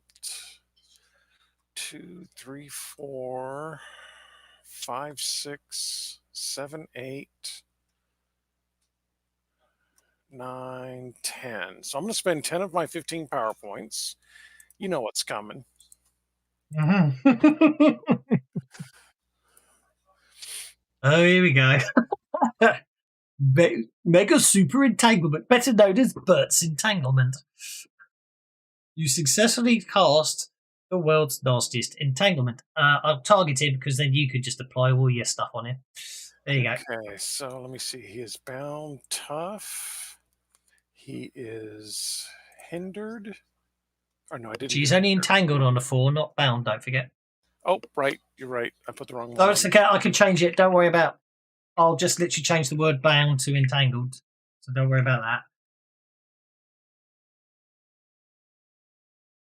that. And you will have to put the fatigue onto him. I will indeed. Yeah. There you are. He is fatigued. Okie doke. Okay, nice. Look at that. Hindered, bound, entangled, and taking damage. Schnookums. Schnookums is going to go ahead and make his crazy attack. Oh, hang on. Someone put a template right on top of the guy. So target. There you go. Let's get rid of that template. Oh, sorry, yeah. That's okay. It's just really annoying. It's just that the templates it's stacked so easily. Yeah. Yeah.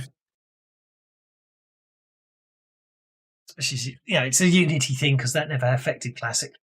Okay, Schnookums slashes and bites and misses terribly. Got 1 penny left if you want to use it. Nah, not against an invisible opponent.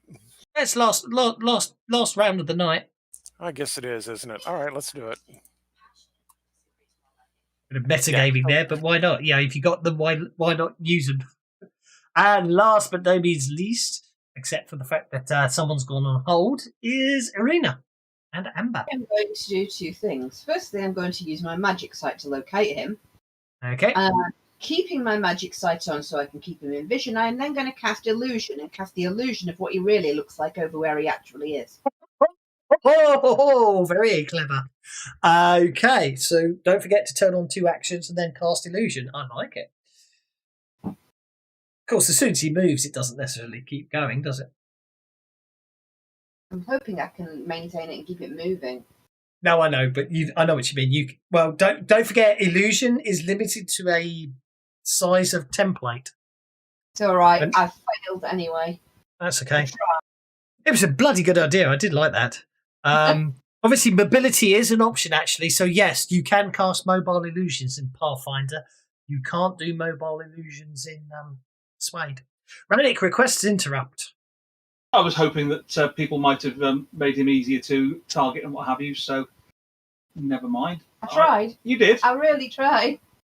Now, he's entangled, not bound, so he is distracted, not vulnerable, isn't he? Yeah. Right. In which case, I am going to go for... a desperate attack. Over it.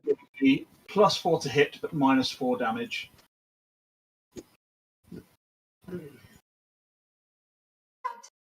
If you could target him for me. I had targeted him. You untargeted him. Did I? Oh, I didn't mean to.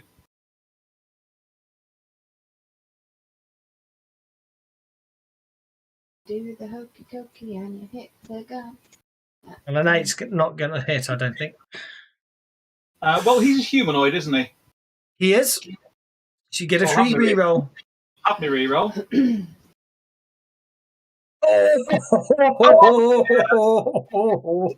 Very good, fella. I followed through.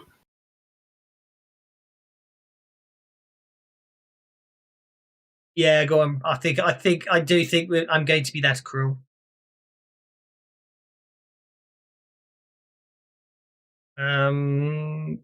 Basically, I'm afraid, good fella, as you try to, as basically in the jostling of the combat and everything else, suddenly Ranik's fist comes through the air and connects with your jaw, shaking you.